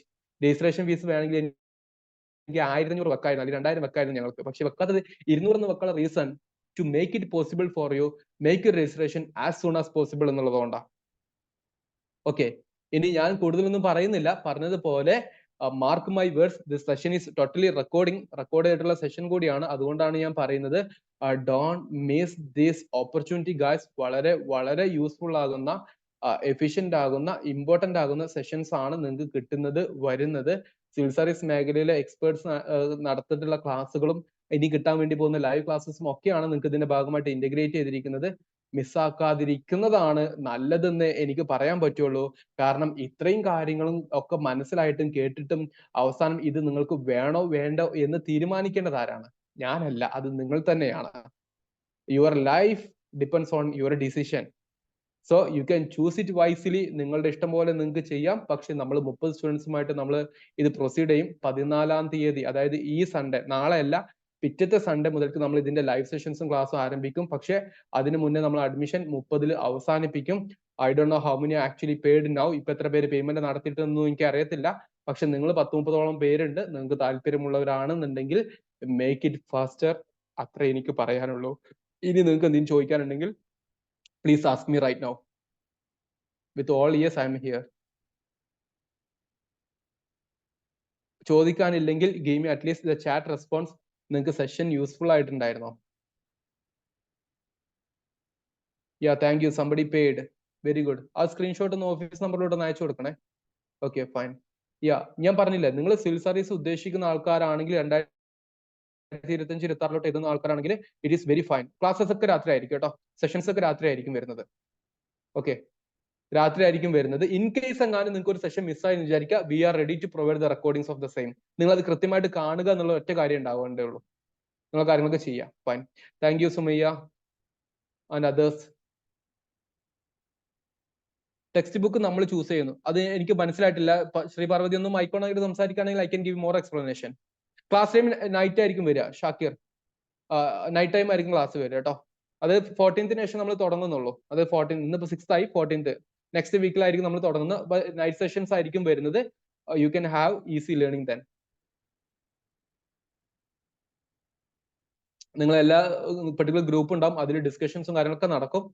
ഇത്രേ ഉദ്ദേശമുള്ളൂ. 2 മാസം കൊണ്ട് സിവിൽ സർവീസ് പ്രിപ്പറേഷൻ ഉദ്ദേശിക്കുന്ന, അതായത് ജൂൺ മാസത്തിലോട്ട്, സോറി 2025-26 പ്രിപ്പറേഷൻ നടത്താൻ ഉദ്ദേശിക്കുന്ന കുട്ടികൾ ഉണ്ടെന്നുണ്ടെങ്കിൽ 25-26 2 വർഷത്തെ ബാച്ചിലെ പിള്ളേരെ പറയാൻ കാരണം എന്താ? അത് സിവിൽ സർവീസിന്റെ പ്രിപ്പറേഷൻ അത്രയും സ്ട്രോങ് ആയിട്ട് നിങ്ങൾക്ക് ചെയ്യാൻ പറ്റുന്ന സമയം ഉണ്ട് എന്നുള്ളത് കൊണ്ടാണ്. അപ്പൊ അത് നേരത്തെ ചെയ്യാൻ വേണ്ടി ശ്രമിക്കുക. സോ ഇവിടെ സെക്കൻഡ് ബാച്ച് ഉണ്ടാവും ചോദിച്ചിട്ടുണ്ട്. ഡെഫിനറ്റ്ലി സെക്കൻഡ് ബാച്ച് ഉണ്ടാവും, not now, after some period. പക്ഷെ ഫീസ് മാറും. ഇത് ഞാൻ പറഞ്ഞില്ല, ഇപ്രാവശ്യത്തെ ഫസ്റ്റ് ബാച്ച് ആയതുകൊണ്ടാണ് നമ്മൾ ഫീസ് ഇത്രയും കുറച്ച് കൊടുത്തിരിക്കുന്നത്. Second time fees definitely will be going to increase to 5000 around. ആ റേഞ്ചിലോട്ട് പോകും. That's a decision actually, not my decision. അത് അങ്ങനെ ഒരു തീരുമാനമാണ്. അപ്പൊ ഫസ്റ്റ് ബാച്ച് ആയതുകൊണ്ടാണ് 30 സ്റ്റുഡൻസ് പക്കാ മതി എന്നുള്ളതും 2200 നമുക്കിത് ക്ലോസ് ചെയ്യാം എന്ന് പറഞ്ഞിട്ടുള്ളതും. കാരണം നമുക്ക് ഇതിൽ ഒരുപാട് എക്സ്പെൻസസും കാര്യങ്ങളൊക്കെ വരുന്നുണ്ട്. നിങ്ങൾക്ക് അറിയാം, സിവിൽ സർവീസിന്റെ ഫീസ് എന്ന് പറഞ്ഞു കഴിഞ്ഞാൽ പറഞ്ഞു ഏറ്റവും മിനിമം വരുന്നത് 70,000 ഒക്കെയാണ്. പിന്നെ 80,000, 90,000. ആ ഒരു സമയത്ത് നിങ്ങൾ അത് കൊടുക്കാൻ റെഡി ആണെങ്കിൽ why can you invest just 2200 rupees for this particular thing? Okay, Akash will be providing working persons ആയിട്ടുള്ള ആൾക്കാരുടെ ശ്രദ്ധയിലോട്ട്. ഡോണ്ട് വെറി, ഈ 2 മാസത്തേക്കുള്ള കൃത്യമായിട്ട് നിങ്ങളുടെ കൂടെ ഇരുന്ന് നിങ്ങളൊരു മെന്റർ സപ്പോർട്ട് ചെയ്യാനുണ്ടാവും. നിങ്ങളുടെ ഷെഡ്യൂൾ ടൈം, അത് ഇപ്പൊ ഞാൻ ഒറ്റയടിക്ക് ഇവിടുന്ന് പറയാൻ പറ്റില്ല. നിങ്ങളുടെ വർക്കിംഗ് ടൈം, ഏത് ജോബ് ചെയ്യുന്നു, അതിനനുസരിച്ചുള്ള ചില കാര്യങ്ങൾ പറഞ്ഞു തരാൻ പറ്റുള്ളൂ. So will be providing individual mentorship to all the 30 students joined. 30 students join ചെയ്തിട്ടുള്ള ഓരോരുത്തർക്കും നമ്മൾ അവരെ ഒന്ന് മനസ്സിലാക്കുന്നതിന്റെ ഭാഗമായിട്ട് അവർക്ക് ഓരോരുത്തർക്കും ഓരോ ഇൻഡിവിജ്വൽ ടൈം ഷെഡ്യൂളും കൊടുക്കുന്നതായിരിക്കും. അപ്പൊ ആകാശിനെ പോലുള്ള വർക്ക് ചെയ്യുന്ന ആൾക്കാരുണ്ടെന്നുണ്ടെങ്കിൽ തീർച്ചയായിട്ടും അവരുടെ വർക്ക് അനുസരിച്ചുള്ള ടൈമിൽ അവർ കാര്യങ്ങൾ ചെയ്യട്ടെ. കാരണം വർക്ക് ഉണ്ടല്ലോ. So work cannot be pakka compromised. അപ്പൊ അതിന്റെ ഭാഗമായിട്ട് നമ്മൾ ഇത് പാരലി ചെയ്യുന്നുള്ളതാണ് കേട്ടോ. ഫൈൻ. വേറെ you can ask any doubt. നേരത്തെ ആദ്യം ചോദിച്ചു സെക്കൻഡ് ബാച്ച് ഉണ്ടാവും. ഡെഫിനറ്റ്ലി ഉണ്ടാകും, ബട്ട് നോട്ട് നൗ. അത് വേറൊരു രീതിയിലായിരിക്കും വരുന്നത്. നമ്മുടെ സെക്കൻഡ് ബാച്ച് ഉദ്ദേശിക്കുന്നത് സ്കൂൾ കുട്ടികളെ ഫോക്കസ് ചെയ്തിട്ടാണ്. അവർക്ക് വേണ്ടിയിട്ടുള്ള സ്കിൽ സെഷൻസ് വെച്ചിട്ടുള്ള ഒരു പ്രോഗ്രാമാണ് ഉദ്ദേശിക്കുന്നത്. സിമിലർലി നമ്മുടെ UPSCയുടെ വരുന്നത് പിന്നീട് ഒരിക്കലായിരിക്കും. അതിൽ ഫീസ് വരും കേട്ടോ. എക്സ്ട്രാ ഫീ എനിക്ക് മനസ്സിലായില്ല ഡാർവിനെ. അതായത് ഞാൻ ആകെ വരുന്നത് 2200 രൂപ മാത്രമാണ് കേട്ടോ. ഫൈൻ. ഷാക്കിർ വക്കീൽ പേ ചെയ്തു. Thank you. ഓക്കെ, നിങ്ങൾക്ക് സ്ക്രീൻഷോട്ട് ഓഫീസ് നമ്പറുമായിട്ട് ഷെയർ ചെയ്ത് കൊടുക്കാം. സോ ഡിയർ സ്റ്റുഡൻസ്, ഞാൻ പറഞ്ഞില്ലേ, നിങ്ങൾ ഓഫീസ് ഗ്രൂപ്പിൽ വന്നിട്ടില്ലേ ഒരു നമ്പർ അല്ലേ, അവർക്ക് അയച്ചു കൊടുത്താൽ മതി കേട്ടോ. ഗ്രൂപ്പിൽ ഉണ്ടാവും, ഈ പോസ്റ്റ് ഇടുന്ന നമ്പർ ഉണ്ടാവും. ഓക്കെ, വാട്സ്ആപ്പ് ഗ്രൂപ്പിലാണെങ്കിൽ there it is. Fine fine. Others പറഞ്ഞ പോലെ I don't know, since I am sitting here, I don't know എത്ര രജിസ്ട്രേഷൻ കാര്യങ്ങൾ ആയിട്ടുണ്ടെന്ന് എനിക്ക് അറിയത്തില്ല. നിങ്ങൾക്ക് എന്തെങ്കിലും സംശയം ഉണ്ടെങ്കിൽ you can ask me right now. ഈ ഒരു അവസരം മിസ്സാക്കണ്ട. മെയിൻലി ഫോക്കസ് ചെയ്യുന്നത് 2025-26 പ്രിപ്പറേഷൻ നടത്താൻ ഉദ്ദേശിക്കുന്ന കുട്ടികൾക്ക് വേണ്ടിയാണ്. ഇത് നല്ലൊരു ഓപ്പർച്യൂണിറ്റി ആണ്. മിസ് ചെയ്യാതിരിക്കുന്നതാണ് ഏറ്റവും നല്ലത്. കാരണം പറഞ്ഞ പോലെ അടുത്തൊരു ബാച്ച് എത്തുന്ന സമയത്ത് ഡെഫിനറ്റ്ലി ഫീസ് മാറും. നിങ്ങൾ ചിലപ്പോൾ അന്ന് വന്നിട്ട് ചോദിക്കുന്ന സമയത്ത് അന്ന് ഇതായിരുന്നില്ല എന്ന് പറയും, അന്ന് അതായിരുന്നു ഇന്ന് അതല്ല എന്നും പറയേണ്ടി വരും. അപ്പൊ അതിനനുസരിച്ച് കൃത്യമായിട്ട് യൂട്ടിലൈസ് ചെയ്യുക. ഞാൻ പറഞ്ഞില്ല, അടുത്ത വെക്കേഷൻ ടൈം ആണ്. നിങ്ങൾ ഏപ്രിൽ മെയ് 2 മാസം ഏകദേശം നിങ്ങൾക്ക് സമയം ഉണ്ടെന്നുണ്ടെങ്കിൽ നിങ്ങൾ ഒരുപാട് എഫേർട്ട് എടുക്കണ്ട. നിങ്ങൾ ഡെയിലി ഒരു 1.5 hour മാറ്റി വെക്കാൻ പറ്റുമോ? എക്സാംസ് ഉണ്ടായേക്കും, പക്ഷെ പല കുട്ടികൾക്കും അവിടെ ഒരു മെസ്സേജ് വന്നിട്ടുണ്ട് മെയ് എക്സാംസ് ഉണ്ട്. ഡെഫിനറ്റ്ലി ഉണ്ടാക്കാം, പക്ഷെ മെയ് ഫുൾ എക്സാം ഉണ്ട്. ഇല്ല, നിങ്ങൾക്ക് ഏറിപ്പോയി 6 എക്സാം ഉണ്ടാവുള്ളൂ. അതിനുവേണ്ടി നിങ്ങൾ മാറ്റി വെക്കേണ്ടി വരെ ചിലപ്പം ഇപ്പൊ തന്നെ ഫുൾ പേയ്മെന്റ് ചെയ്യേണ്ട. ഇപ്പൊ ജസ്റ്റ് 200 പേയ്മെന്റ് ചെയ്താൽ മതി. ഓക്കെ, 2000 നിങ്ങൾ അടുത്ത സൺഡേ ആകുമ്പോഴേക്കും പേയ്മെന്റ് ചെയ്താൽ മതി. ക്ലാസ് തുടങ്ങുന്നതിന് മുമ്പ് പേയ്മെന്റ് ചെയ്താൽ മതി കേട്ടോ. ഞാൻ പറഞ്ഞത് നിങ്ങൾ മെയ് എക്സാംസ് ചിലപ്പോൾ ഒരു 6-7 എക്സാം ഉണ്ടാവും. നിങ്ങൾക്ക് അതിന് വേണ്ടി മാറ്റി കയറി പോയി കഴിഞ്ഞാൽ 10-14 ദിവസം ആയിരിക്കും ഉണ്ടാവുന്നത്. അപ്പൊ നിങ്ങൾ അതിന് വേണ്ടി നിങ്ങൾ എക്സാമിന് പഠിക്കുക, അത് ഇമ്പോർട്ടന്റ് ആണല്ലോ. പക്ഷെ അതേ സമയത്ത് നിങ്ങൾക്ക് മിസ്സാവുന്ന കാര്യങ്ങൾ തീർച്ചയായിട്ടും നിങ്ങൾക്ക് ലഭിക്കും. ഇത് 2 മാസം മാത്രമല്ല, നിങ്ങൾക്ക് ഇതിന്റെ വാലിഡിറ്റി 6 മാസം വരെ കിട്ടും. 6 മാസം വരെ ആപ്ലിക്കേഷൻ വഴിയായിരിക്കും നമ്മൾ നിങ്ങൾക്ക് ഇതിന്റെ റെക്കോർഡിങ്സും ക്ലാസ്സസും കാര്യങ്ങളൊക്കെ തരുന്നത്. അപ്പൊ 6 മാസത്തേക്ക് വരെ നിങ്ങൾക്ക് ഇതിന്റെ വാലിഡിറ്റി കിട്ടുന്നുള്ളതാണ്. ഓക്കെ, അപ്പൊ 6 മാസത്തേക്ക് നിങ്ങൾക്ക് ഇതിന്റെ വാലിഡിറ്റി കിട്ടുമ്പോൾ നിങ്ങൾക്ക് ഇത് എപ്പോൾ വേണമെങ്കിലും കോപ്പപ്പ് ചെയ്തൂടെ? അതുകൊണ്ടാണ് പറയുന്നത്, if you are ready to join you can join now. മറ്റേത് നിങ്ങൾ ജോയിൻ ചെയ്യുമ്പോൾ ഫീസ് കൂടും. പക്ഷെ ഇപ്പൊ നിങ്ങൾക്ക് ജോയിൻ ചെയ്യാൻ പറ്റുവാണെങ്കിൽ that is great thing. Okay, around 5 to 6 students joined. We are expecting more students. വേറെ എന്തെങ്കിലും ഡൗട്ട് ഉണ്ടോ?